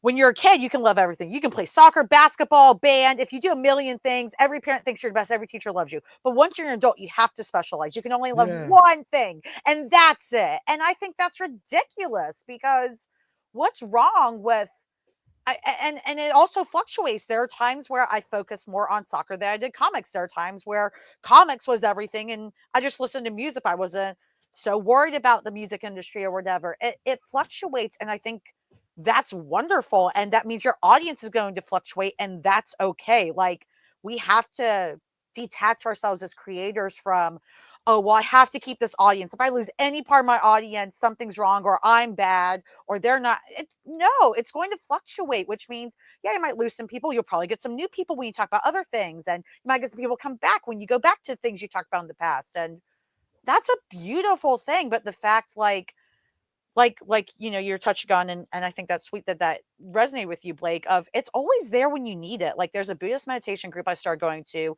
in the last couple months. They're there literally every Monday night, like even most holidays, they're there. And I got, the first time I formally sat in on them, it just happened to be their 30th anniversary of having what they call a Sangha, their community group. And it was amazing, because they're like, I'm so sorry, this will be different than usual because it's our 30th and we're celebrating and reminiscing. I said, no problem. And I got to watch all these people that aren't even there every Monday, not even consistently, but they were all there that night. They all went out of their way, because that group impacted all those people so much. And every single person, everybody had their own personal things outside of this, but they all said the same thing on top of those other things, which was, this group has always been here when I needed it. Even if I was gone for a month, 3 years, whatever, it was just, I could come back here and no one asked me questions other than maybe, hey, we missed you, how's it going, or whatever. And that's what we need. We need to trust that our community is going to be there. Yeah, that's why, and that's, this community has been there for me in a lot of ways. I mean, like financially, this community helped me out. Like I've done a GoFundMe a couple times, and like I remember when I had my little cousin died, and some people donated to the funeral because it was a suicide, and it was fucked up. But like, oh my god. Anyway, but like literally, like people like in the community like came together and donated. It was like, I know it's my family, right? But it was my cousin, right? It wasn't even like my dad or my, it was like, extended family, and people showed up and like helped and like donated to the GoFundMe and stuff. And it was just like, even my family was like, holy shit, who are these people? And it was actually pretty cool, and so yeah, it's this community is one of the best things. And I'm noticing that, like you've said, like talking about other stuff, like Chris and I would give each other shit about football, right? Like when our teams played each other, there's a lot of other like indie comic guys that are into all people. I mean, I still use gendered language and it pisses me off. Like I cannot get guys out of my inventory anyway, but there's a lot of comic people that like sports, right? Not a ton, not as many as wrestling, right? But it's there. But then like wrestling, and you can find these comic people that are in to other shit, right? And then that's kind of why I started getting excited about video games, because I built this gaming PC and I'm having fun with it again, and there's all these crazy games, and there's new ways to experience narratives, and then also just shooting stuff and blowing shit up is really fun. And but there's a lot of there are a lot of people into video games, and you mentioned this, Lauren, because it was like you get to be an adult and you're told that you have to focus. You have to focus on one thing. You can't have too many hobbies. You can't do too many things. You can't spread your wings too far, basically, right? And like I do agree that that's bullshit, but we are also taught that as content creators. Like you start doing like people told me I was stupid. They were like, dude, you need to make another channel for video game content. Don't start dumping that on your own YouTube channel. And like, I'm not listening. I'm not making another channel. Like that's a lot of work. And like, this has already been a ton of work. And I'm coming up on 700 subs. Like, it's anyway. Hell yeah. But it's like, I don't think, fucking algorithm, like do what you're passionate about. Because I guarantee you, like, if all three of us talked about burnout for an hour and 20 minutes, maybe you would hear a couple smart tidbits that you already heard us talking about it. But like, if I forced a topic and kept us on the rails the whole time, and like the audience can hear it. The audience can hear like everybody's bored. They can see it. They can see when people are checking out.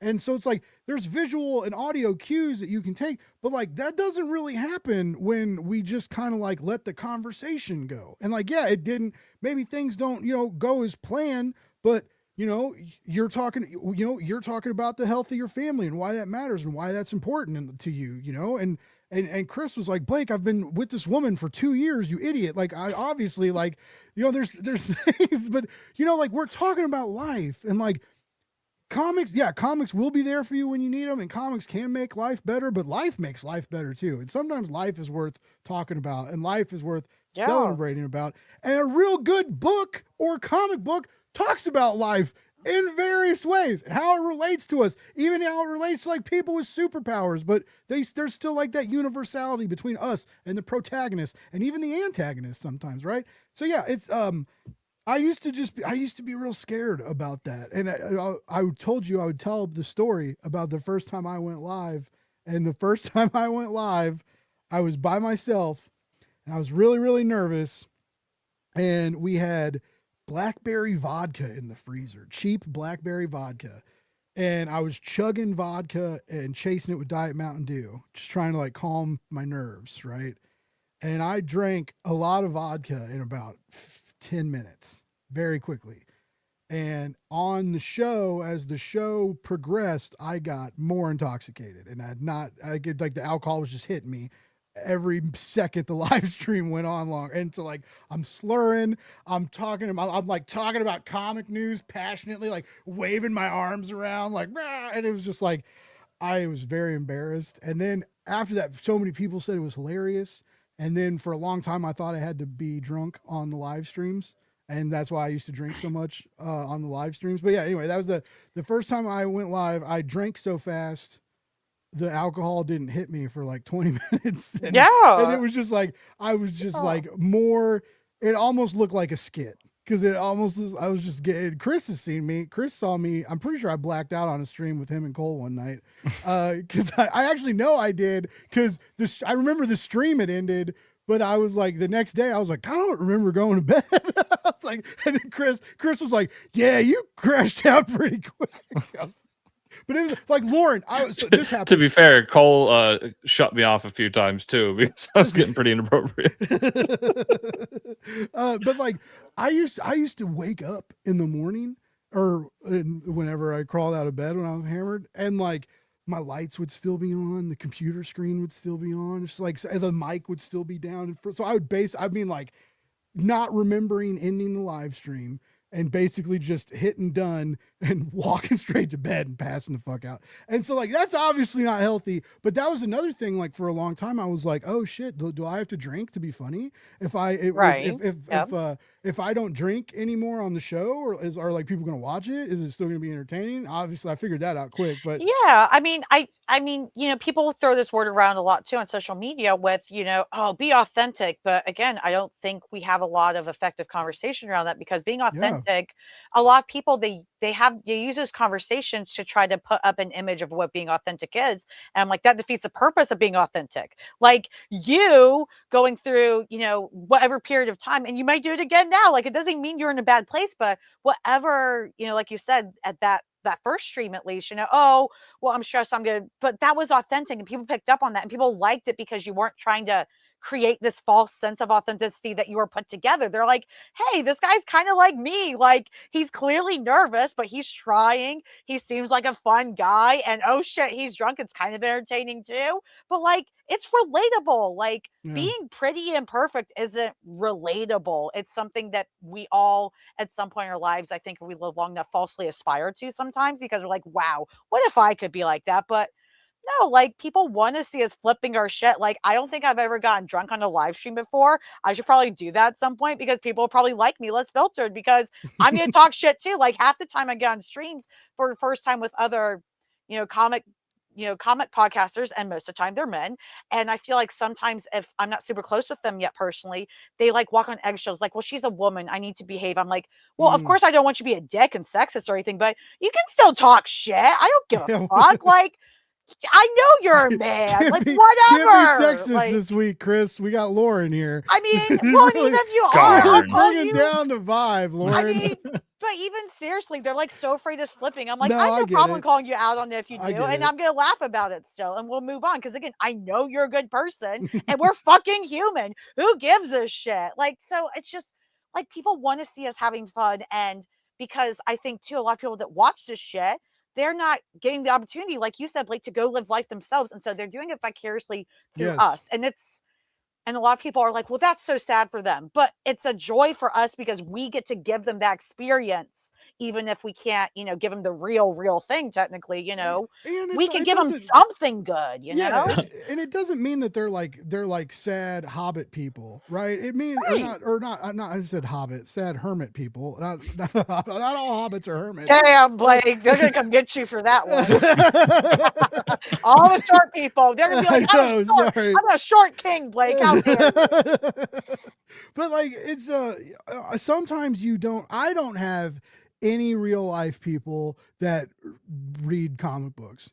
A lot of people don't even watch the comic book movies anymore, because there's so many, and so like a lot of my friends are like, dude, I'm a fucking dad now. I don't have time to watch 30 movies and 18 TV shows to get caught up for the new Doctor Doom movie, like, and so so I just sometimes it's nice to have those podcasts on. Even if I'm working late, some nights I have them on, because it's like listening to people be nerdy.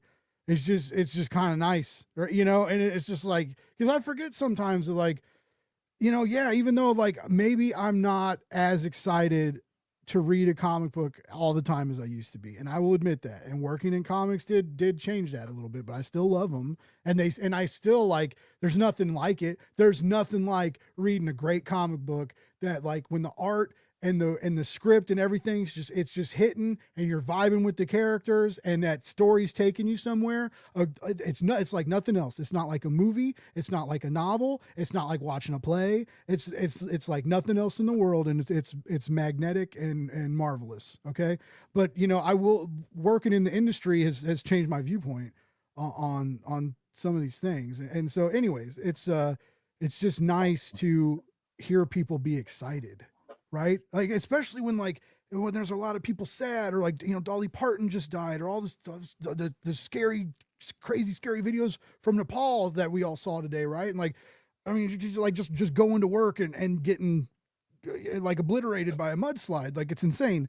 And, and so it's nice to just kind of hear people be excited, hear people be joyous. Lauren, you did this a lot. Like, when you talk about Supergirl, like, Supergirl, I was part of the problem. I didn't talk shit on the movie, but so many people were talking shit on the movie. I kind of checked out from it, and I was just like, I'll watch it when it's streaming, but I am tired of hearing all the negativity. I'm tired of seeing all the memes and all these weird dudes like hate on this woman, and like, she's not ugly, and everybody's calling her ugly, and it's so weird, right? And so like, all this stuff, and I was just like, I was over it.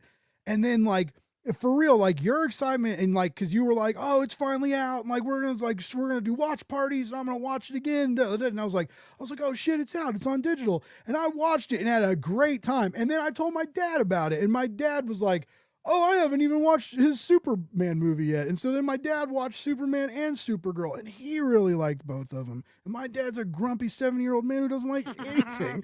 So he's like Chris. He likes going fishing, and he likes Chiefs football. That's about it. And so, you know, it's just it's hard sometimes. And yeah, so like just you know, you can have friends and you can have people in real life, but sometimes your passions don't align in every kind of way, you know, and sometimes you're not into the same hobby, right? Like, wouldn't it be great if all our friends wanted to play D&D and it was amazing to get parties together super easily, right? Like, but no. And so like we have dinner parties and football parties and stuff, but I don't have people to watch nerd stuff with. I don't have anybody other than the internet or you people to be like, okay, you have people right here. What Nightfall, the fuck do you mean, man? Part 1. Well, that's what I'm saying. Damn. That's what I'm saying. Like I have you people, but like I watched Nightfall Part 1 last night because it's on digital and it dropped on digital and it's so good. And we could have done a watch party in the Discord, but you didn't ring my bell. I know. I didn't.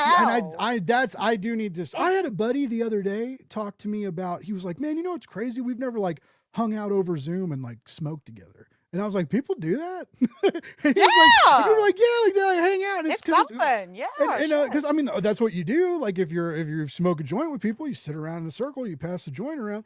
Anyway, but I was like, that's just something I never thought of doing. And I won't tell you what guests the other night, but the other night after a show, me and a couple guests were talking, and I was like, I busted out the Puffco, and everybody was like, "Oh, we're smoking," and it was like we had this little like post Blake's Buzz smoke sesh, and I was like, I kept joking, and I was like, "Oh shit, we're still live," and they were like, "That's not funny, man." And I was like, because like after the show, people always tell me stuff, because I have like that face, and I listen, and they're the people trust me because they're silly. No, I don't, but I don't tell people shit. But it was like when the cameras go off, like though I hear stuff, and they tell me, and it every time, like because we're in the green room like after this, and so it still looks like the same screen, except it's just not recording live, and everybody's always like, "You aren't like recording this, right?" And I'm like, "No, man, you're good. Yeah. Like you can talk about the publishers, like because it's crazy, because it's also funny because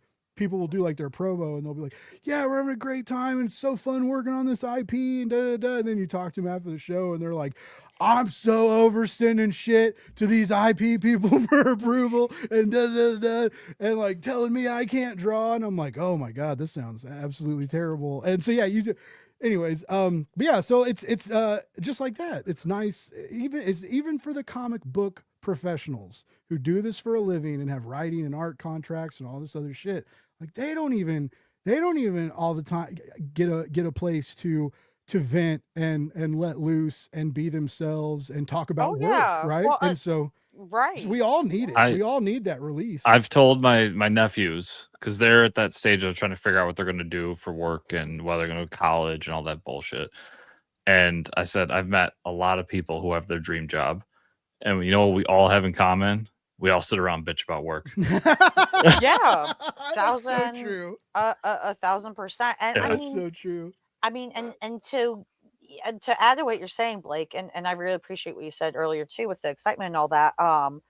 But that's the kind of, I think, again, we just need to be there for people. So again, even if you can't be consistent the same day every week or whatever, just show up when you can. And then people know that even if you can't be available the same time, the same day, wherever, they're like, "Hey, when you need me, or if I need you, you're going to be there. Like, I know I can ask for you and you're going to show up," because that's what I've been trying to do. Like, again, with the silly watch parties and Discord and stuff, I'm like, look, even if one person will just have a watch, like, well, I'll just put something on Discord and one person, they just pop in, we just sit and talk. It's fine. I don't need a million people. I want people to start realizing that, hey, I want to do things with you guys. And if you want to show up, do it. And I'll be here. And if you're not, that's fine. I still watch a movie and have fun with myself. So whatever. But like, just do it, because then I think that's when people say, huh, you know what? She always does these watch parties. I missed all of them, but I can make this one tonight. Let me just pop in and see what's going on, and Yeah. it creates that feeling of that safety and that security that I think we really want to not only have ourselves as creators, but to give to our audiences. I've got you as best I can.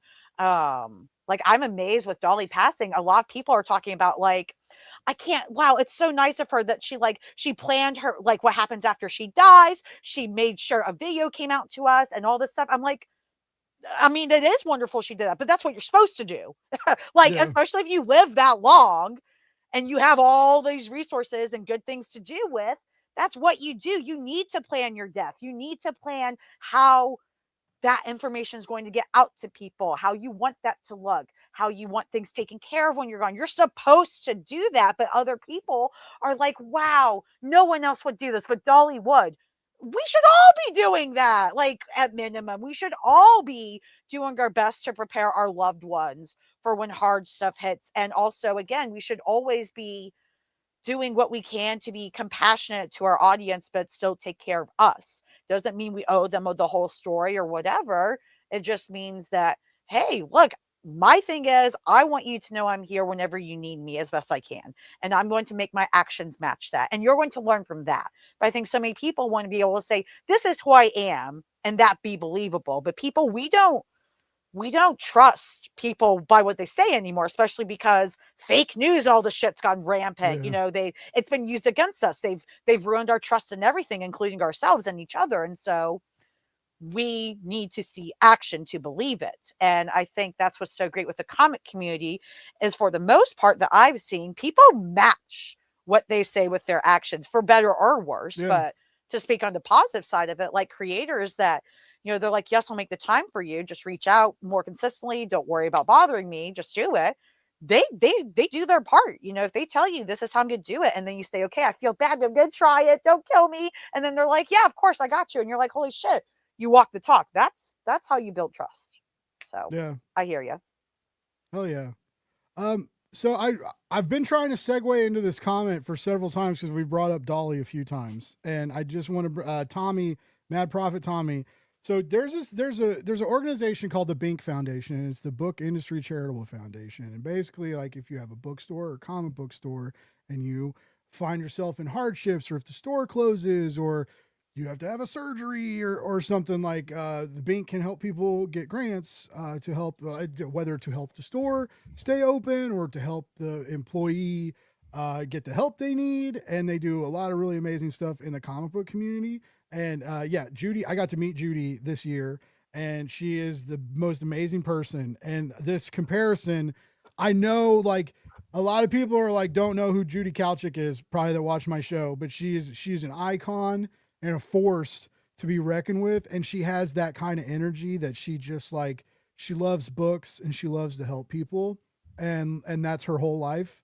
And like, she's a big part of the Bink Foundation. So anyway, Judy's awesome. My old job, I got to make a trading card of her, and because we did these trading cards to take to a con, and they were these industry insider things, and so I ended up, one of my first design jobs, I accidentally volunteered for. I've never made trading cards before. It was stressful as fuck. And, It's like, still cool though, no, man. it was cool. Like, I Oh, did it, yeah. and like, I got to meet Judy, and I had Judy sign the card I made, which yeah, Tommy's right. Tommy did get the first one, but that was another deal. So, like, I made these freaking cards that, like, everybody was super excited to have Judy sign, and then we brought extra for Judy, and so, like, my trading cards were, like, on the Bink table, and, like, people were taking them and sign. Anyway, it was just crazy, and that was like, I didn't really know, like, I could make stuff then, right? I just was like, my boss asked me to do this thing, and I tried to do it and made these cards. So yeah. So anyways, that was really cool. And Judy's amazing. And also Tommy says a lot of his closest friends he met online. Yeah, Hell yeah. I make the joke all the time because we've seen that or like, when in the comedies when they're like, well, I have a girlfriend, she just goes to another school, and it's like, I have a lot of friends, they're just online, and it's just like, I'm popular on the internet, mom, right? It's just like, so, and it's funny, but it's also kind of true, but it's that stigma doesn't really exist anymore, right? It's, you know, like having an online community is like online dating, right? It's just like, it's a normative deal of how to meet people, right? And that's one of the things I do love about podcasting, about comics. You can read a book that and be like, I really liked this, and then somehow stumble into like friends you've made for life, right? And then and some of those friends may even go live once a week or twice a month and talk about stuff, and you can watch and leave a couple comments, and it's kind of like hanging out with them, you know. And so it's just like, that's been one of my favorite things about this community, and you know, meeting a lot of the people in the comments, you know, meeting both of you, meeting all the creators, all the cool stuff I've gotten to do. I've had some hardships as well. Like comics have kicked me in the dick a few times, right? And it's like, it's whatever, you know. Jack Kirby says comics will break your heart. No, they'll stomp on your balls, right? And like, or kick you in the guts or the tits or whatever hurts worse. They'll strike you at the tendery, hurty parts, you know. And it's really, comics won't. It's the people that make the comics that do that, but you know, whatever. But it's, you know, it's even then, it's like when they hurt you, it's like I don't, you know, okay, well, I still love you. It's kind of an unhealthy relationship, but also it's an unhealthy relationship that gives back a lot, sort of, in a way too. So it's a very strange environment. That's just life. And I think, Yeah. I think we spend too much time nowadays, again, like we're talking about a lot of things that have been going on forever, but you know, people didn't talk about due to stigma and all that, and also just not having the science and all that. But like, we're focused too much on healthy and unhealthy. Like my dad, for example, he, you know, he's pretty overweight, and you know, anytime he eats, he's like, I'm trying to be good today, or oh crap, I ate something, so now I'm being bad. And my dad's a 56-year-old, very successful, early retired pilot, and he's very smart. And I'm like, why the hell are you reducing your worth to whether you're eating healthy or not? And that's a whole other discussion. But my point is, we get so focused on, is this healthy or not? And healthy is important, but I try to use different words sometimes. Like that's why I talk about effective, like, or helpful, because one of my therapists years ago now, she was the first one that after she would give me advice or guidance in the session, she would ask me, she'd go, was that helpful? She'd ask my input. She wouldn't just say, here, take this shit and do it. She'd say, was that helpful? And I was like, wait, you actually want to know? And I don't know. Actually, it was helpful, or you know, actually, I'm still missing something. And I think that's important. Words matter. People are like, well, it's the same thing. Words matter in the English language, and we respond emotionally different to them. So, yeah, I think being, you know, trying not to be too health nutty, but also not give a fuck. Both are bad. We need some balance between being aware and using that to make more effective and helpful decisions without guilting ourselves and shaming ourselves to fucking death, which is, you know, what we so often do. And like Blake, it breaks my heart when I hear that, like, you know, like I hear so much guilt and shame come out sometimes when you talk about yourself. And this isn't a judgment of you or anything. I just, as somebody who loves so much of what you do, you're such a positive voice as well. And you really give a shit and you really try your damn best. Like, man, it just sucks because all the best people in the world feel the most guilt and shame, and all the worst people feel like none of it. Why? You know? Yeah, that is weird. That is weird. But I guess that's good if you have well, I guess not all the time, but sometimes if you have a guilty conscience, maybe you're not a piece of shit. But I guess, you can't. That's not a golden rule. You just did it there, man. And again, it's fine. Like positive isn't just talking positive about others.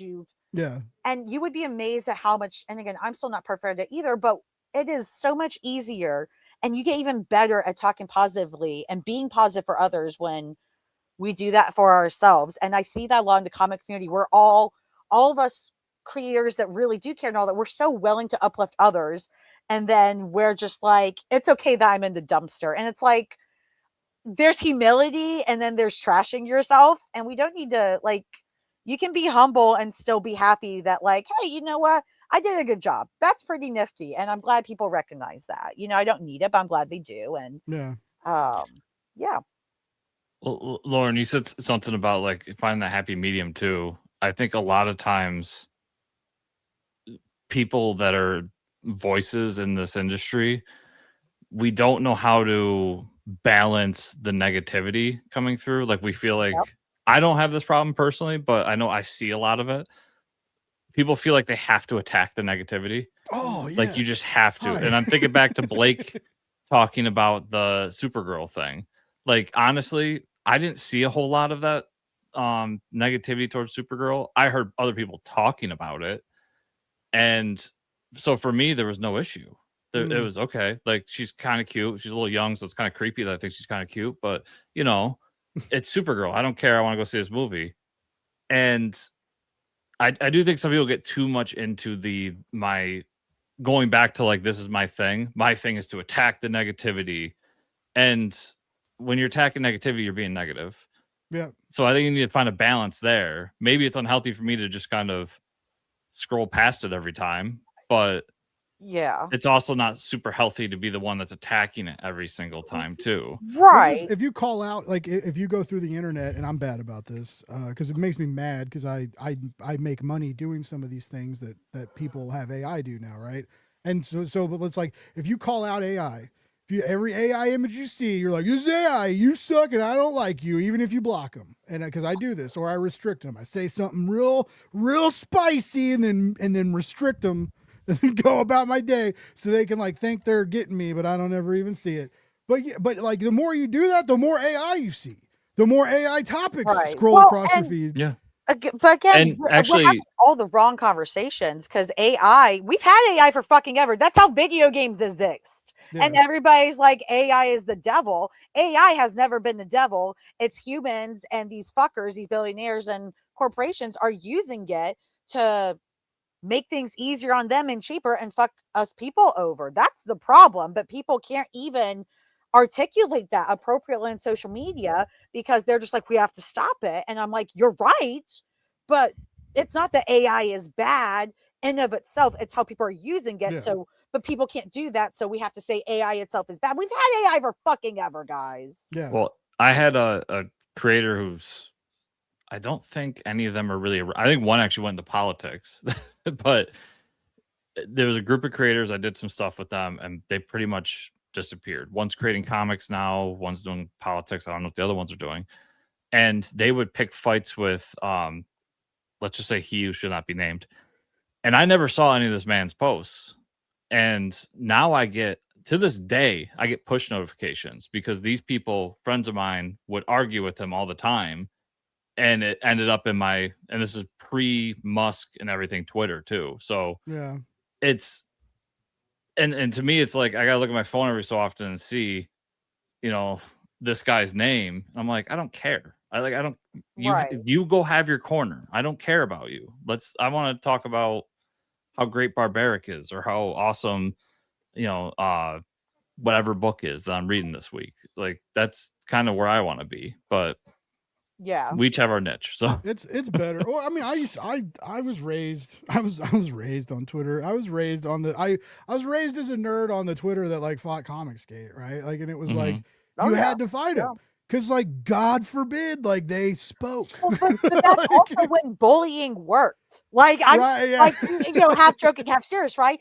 Bullying isn't bad if you're doing it to people that need to get the fuck out, and you're still like. Anyways, that's all our discussion. But yeah, it's like bullying bad people worked back then. Now the bad people have manipulated so much and brainwashed so many people that they think bad is good and good is bad, basically, like to oversimplify everything. And the bullying doesn't work because, again, that's still an overcorrection. Like, I mean, Chris is right in terms of there are times where you do have to pick your battles in terms of there are ways that you can effectively push back against the negativity. And other times it's like, again, a quote that has been popular with Dolly was she once said in an interview, I don't lose my temper, I use it, because she was talking about how she's not afraid to put you in your fucking place. She's kind, but she's not afraid to tell you to fuck off if you need it. And so it's not that you can't lose your temper, and it's not that you can't ever push back against negativity. You absolutely should. But not only do you need to be smart logically about it, you need to be intentional emotionally about it and the effects it's going to actually have. You need to think about, okay, if I do this, not only could this make me feel good when I get to do it, but what's that actually going to do for others? And in the long run, you have to think further than your temper in that moment. So you don't need to fight the negativity by going gung-ho all the time. You need to, it's like people talk about in general, why aren't people mad enough? People are plenty mad and upset with everything going on, but nobody knows how to organize. That's what's missing. People, we need to communicate and actually, instead of just only having pitchforks, go, okay, what can we do with these pitchforks? Or do we need to switch our resources? What can we do to bring what we need together? But there are people doing it, but not enough of us are able to organize because we're all being pushed apart. We're doing it to each other as well. So it's like, yeah, just, you got to be smart about it. And that's also where we're comics. It wasn't just outright bullying. You had people, I remember, at least from what I was a part of, that people tell me, hey, stay away from Comicsgate, don't promote it. And that's how I fought the negativity. I didn't tweet every day, fuck Comicsgate. Yeah. I simply made sure that I audited even more than I already did anyone I had on the show to make sure I was not supporting anybody Comicsgate that was trying to get through. Yeah. That's how I fought that. I got more intentional about it. And I think more people doing that pushed them out, because Comicsgate couldn't just go, look at these loud fuckers. They're worse than we are. They're so extreme too.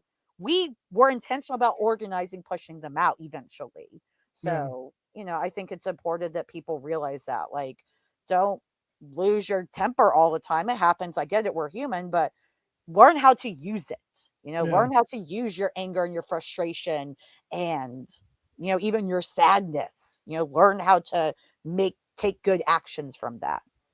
Yeah. That is I always really tell good regular people advice. too, like, there's things in my life that I boycott. There's many things that I personally do not support for various reasons. I don't think you've ever seen me post about it or tell people they have to do it. So sometimes too, not everything has to be a virtue signal. Like, look at me, I'm not eating at this restaurant because of this reason.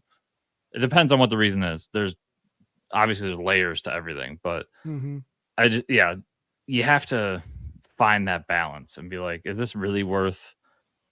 Because sometimes I post something and I immediately regret it because I'm like, well, this has led to like 2 hours of me arguing online that I don't need that in my life. Yeah. Anytime I get, like, if I get super heated or like pop off on someone, I always feel, and it's like, especially like a stranger, I just feel stupid.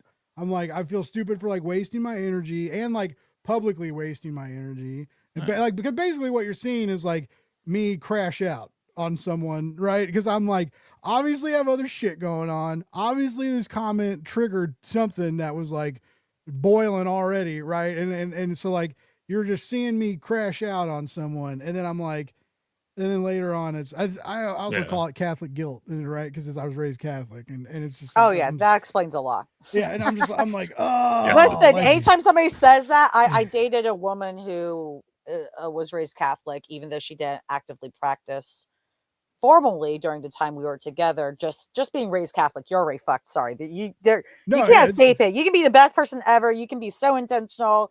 And it's like its own form of brainwashing. Not to trash Catholicism, but guilt is grit. Guilt is just, and Catholicism just really holds guilt to be the everything.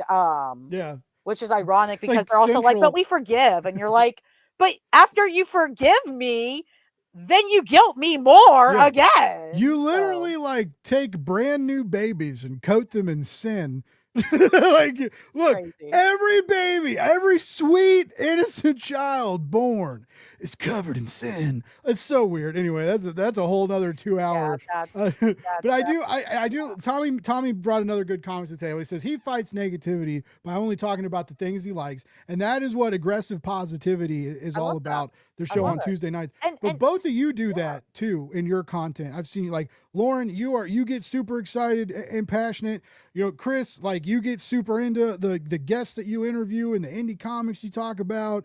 And now you're doing all of it like solo. You get to live my fresh hell. It's great. It's you don't have anyone to fall back on, man. It's just you and the guest. It's terrifying.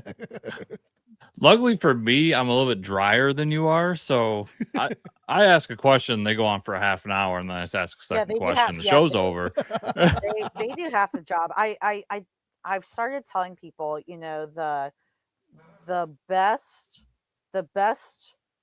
skills you can have in life are to remain curious and to be curious and to be adaptable. Those are the two best things you can have. You can take that in any market, anything you love to do in life. I mean, even if you're a serial killer, those things are helpful. Not saying you should be, but like literally those things are applicable in every part. And so many problems, if you really dig deep into people's troubles, they come back to people struggle to be adaptable, and we all do at times, including myself, or people forget or are not curious in a moment and they get stuck because it's like, well, did you think about this? They're like, well, no, I didn't. And it's like, now I have something else to think about, and that can create a new direction for you to go in and a new perspective. And I just, be curious, be adaptable. And that's what I love about comics. Comics are a great medium to be curious and adaptable because there's so many things you can do with them. You're not limited to only text, only pictures, only one audience. There's multiple, people talk about comics like it's one genre. And I'm like, it's not. Comics aren't just superheroes.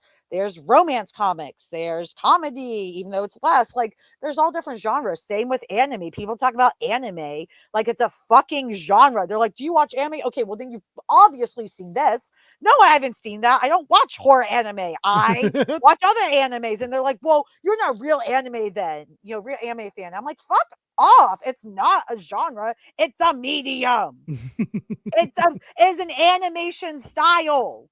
That's literally the thing. And people, that it drives me crazy with the anime fandom, and why, even though there are animes I like, I don't project that out there because the anime fandoms are crazy. They get And intense. they're like, you have to watch everything I watch or you're not a real fan.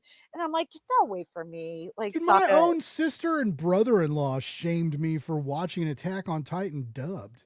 Yeah. They were like, I can't believe Oh, you're yeah, you're that's watching another this thing. dub. Like, Yeah, they I pay love voice dubs. actors Are a you kidding me? shit ton of money now. Like the dubs in anime now are not like the old Dragon Ball dubs, right? They're Hey, calm the fuck down right now. Hey, I love Dragon. I recent DB and DBZ convert, right? But like the dubs aren't that, like they're a little rough around the edges sometimes. And like the new, like the Chainsaw Man dub, phenomenal. Jujutsu Kaisen dub, phenomenal. Solo Leveling dub, like they're hiring big time actors to do stuff. And then what gets me is they do these anime cons and they bring in these Western voice actors, and everybody lines up to meet them and get these autographs. Yeah. And they bring in these huge lines and shit, right? And there's still like 5 little weirdo weasels out there. I can't believe you're watching these dubbed animes. Like, you eat dirt. So, Blake, here's my soapbox, right? All Okay. right. I'm gonna piss off every anime fan here right now. The people, if you want to read subs and listen to the Japanese voiceovers, go for it. Be you, do your thing. Do not tell me that the Japanese voiceover is better than the dub, because you don't fucking know. Literally. Unless you can read and speak the language, which Well, and also, I would be you willing to have bet the 90% of them can't. You have the script, guys. You don't. Like, how are you telling me it's bad if you don't have the script to go, okay, the Japanese voiceover translated the script better than the English one? You don't have the script. Yeah. It drives me insane. That's They're a like, good oh, well, point. the Japanese voice actor is just better. It's like, you don't know that. No, it's as far as you're intentional. concerned, They like they're the just shouting. noises. They literally like the noises that they make. Well, Like the well, cool it's just sounds. it's cultural appropriation isn't the right term, but it's something akin to that of like, it's what do you call that? I can't think of the word, but basically, like, anime's become so big, especially on the Western side, the last like 15 years or so, and like I've watched it rise since I was probably in high school, and it's just crazy because people like fetishize. That's the word I want. I don't like that word either, but it's accurate. People fetishize Japanese culture. They're like, I love anime. So if I love anime, that means I have to like everything Japanese. And that means if I like Japanese, that I have to do everything Japanese. That means fuck Western shit, fuck everything else, and everything else is bad. And it's like, that's not helpful. You're not appreciating Japanese culture then. You're fucking fetishizing it. Knock it off. That is absolutely offensive and not helpful. You can still like you said, Chris, you can still love the subtitles. That's fine. Why are you being weird about it? That Yeah. is fetishizing it. Shut your mouth. Why are you like, oh my God, I have to go to Japan or else I'm not a real weeb? No, why can't you just say, I'd love to go to Japan. I want to learn the culture. Nothing wrong with that. But now you got to make it about, I have to be a true weeb or not. Get out of my face. I'm going to pick on the Western fans here for a second too, just to be fair. The Western fans that won't read manga, I don't know what you're doing, because I'm going to tell you right now, Death Note and Vinland Saga are two of the best comics I've ever read. Yeah. And I use that word intentionally because manga is comics, whether you like it or not. Right. It's a medium within comics. 1,000%. Yeah. It's just a different cultural perspective on the medium. That's all it is. But it's all comics. Sequential narrative storytelling. Yeah. Well, Like are English comics not comics? Or do we have to have a separate word for Judge Dredd and all that? Yeah. Well, but then you also have the manga fans that they're like, oh my God, Western comics are so bad. And then you have the anime fans like Western animation's so bad. Okay, fuck you. There's a lot of really great Western animation. Who saw The Wild Robot? That movie's fucking phenomenal and beautiful. But because it's American animation, people don't pay attention to it in this fucking country. Which again, you think it'd be the other way around, but when it comes to the prominence of manga and anime, which is a wonderful thing in itself, but you're seeing that flip too. Yeah. Because it was it me and you, Blake? Or was I talking to somebody else where like the adult animation that's coming out, and I think Invincible is kind of the catalyst for this right now, is flipping that script where like that's a super popular show.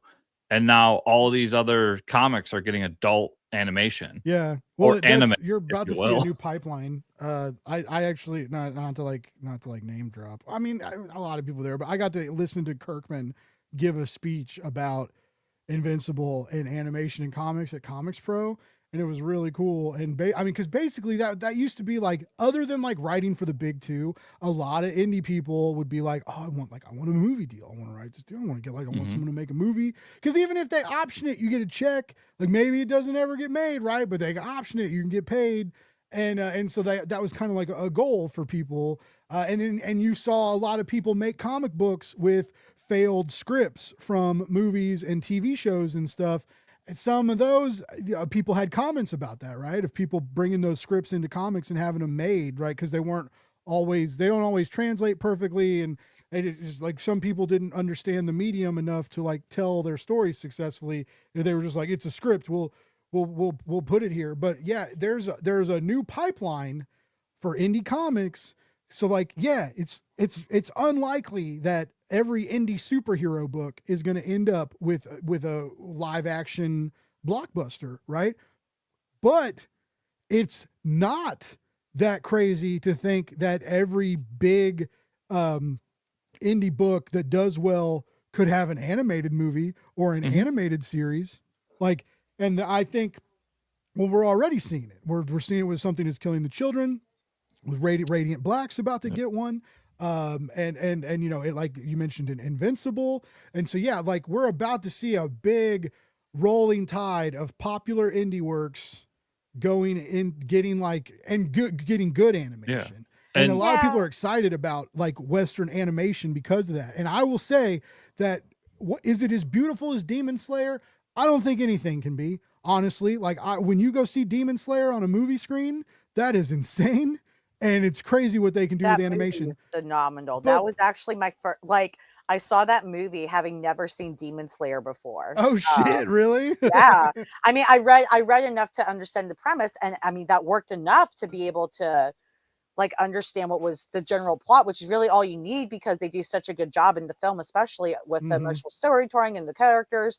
And then I watched the whole show and I was like, you know, I enjoyed the show, but the movie was better than the entire fucking show. Well, it was better completely. Those movies get more of a budget too. So the movie, of course, is going to look better than the Invincible TV show. But I don't disagree with you. Like, there's going to be anime that looks like crap and anime looks great.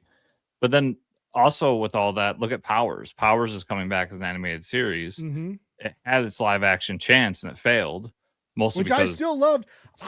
I found Powers in that. Also, it released on the PlayStation console, which That was a weird. stupid decision. It was doomed. It was doomed to start because you restricted your audience to everybody with a PlayStation only. Yeah. But I loved that show, and that led me to the comics, right? And I got to interview both those guys, not about Powers, but like at different times. And it was, but like.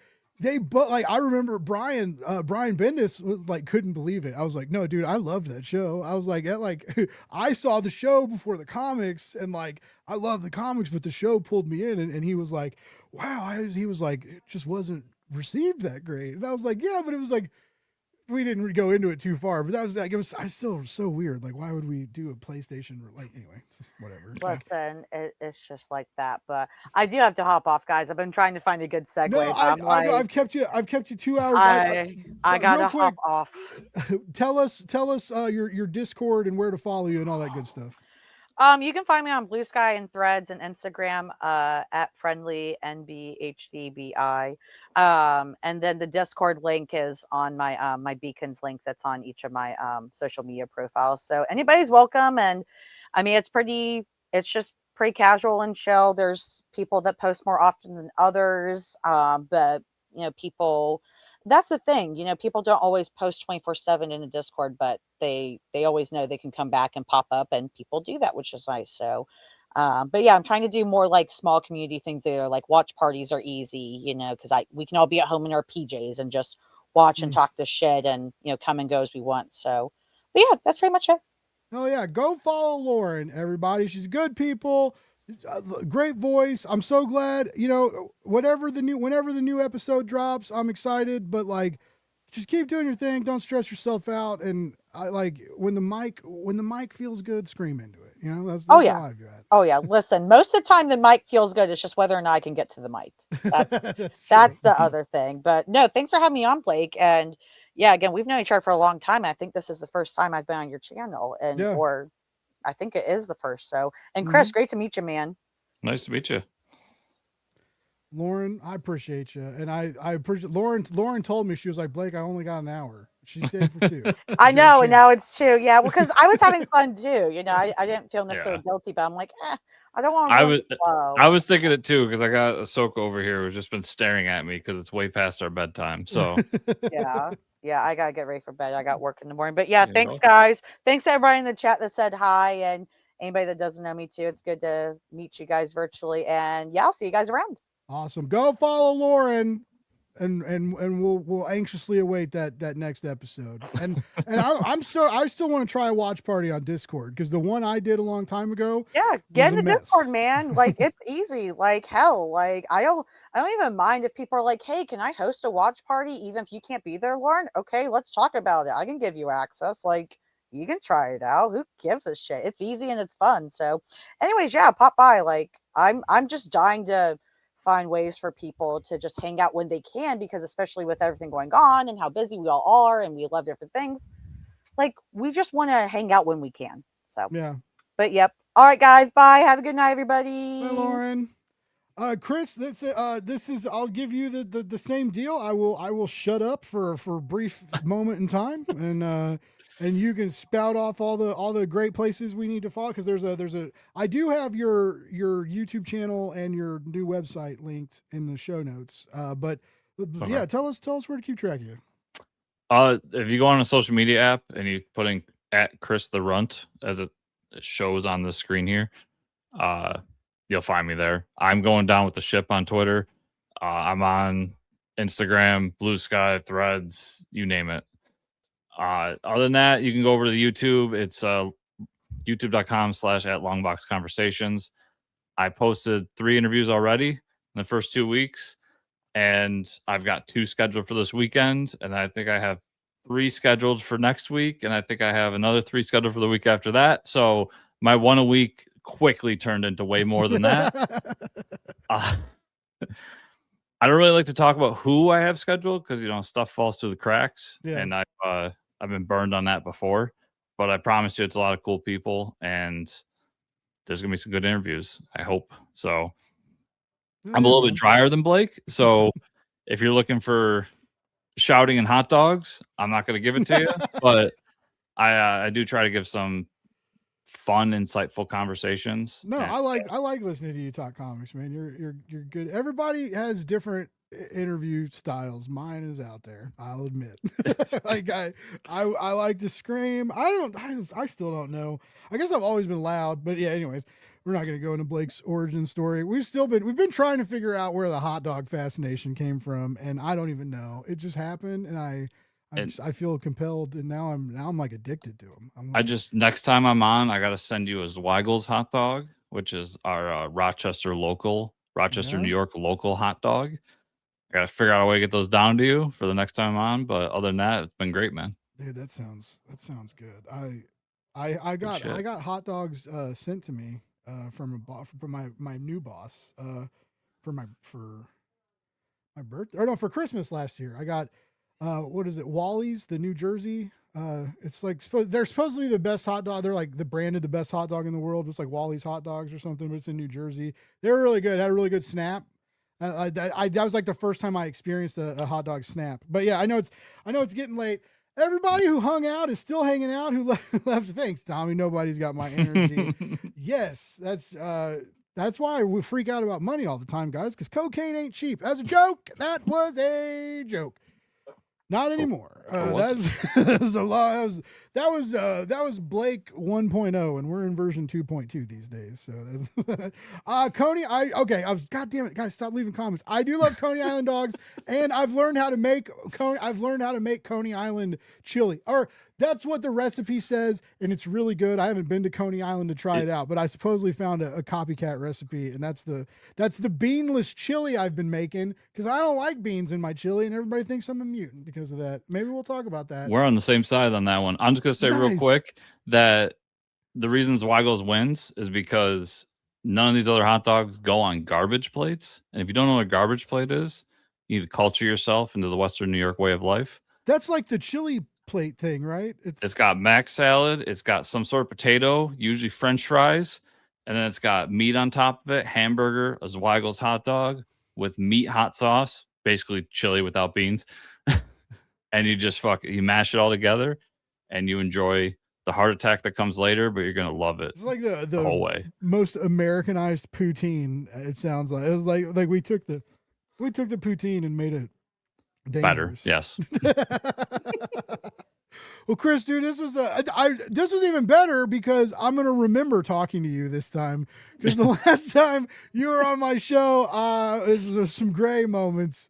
Well, we'll do it again, man.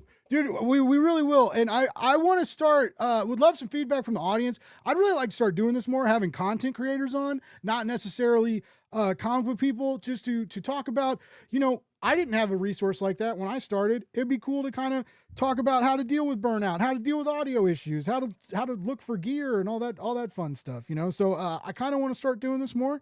Audience, if you are into it, let me know. Got one more comment because you guys won't let me leave. Phil says, back home in Fort Wayne, he's a well-known Coney dog, has been around since the 40s. Oh, see, I need that hot dog. I need that hot dog tradition in my life. All right, folks, it is after 10 o'clock, 11 Eastern. It's time to go. We got stuff to do tomorrow. I got Kickstarter pages to build. Chris has cats to feed and long-term relationships to make sure that are going well. Because he's been with this woman for 2 years, not 2 months. And that's what we're taking away from tonight's show, is Blake can't keep track of time for shit. But everybody, this was so fun. I really did like Lauren. I know Lauren's gone, but it was great catching up with her. Chris, great catching up with you. I'm not lying, dude. I'm so happy that you're still going to be online, because I was legit worried that you were bouncing out for a second. So no, you can't get rid of me that easy. Hell yeah. All right, everybody. We'll be back next week. We got somebody. I think I got guests next week. If not, we'll figure it out. But love more, hate less, read comics. I love you. See you later.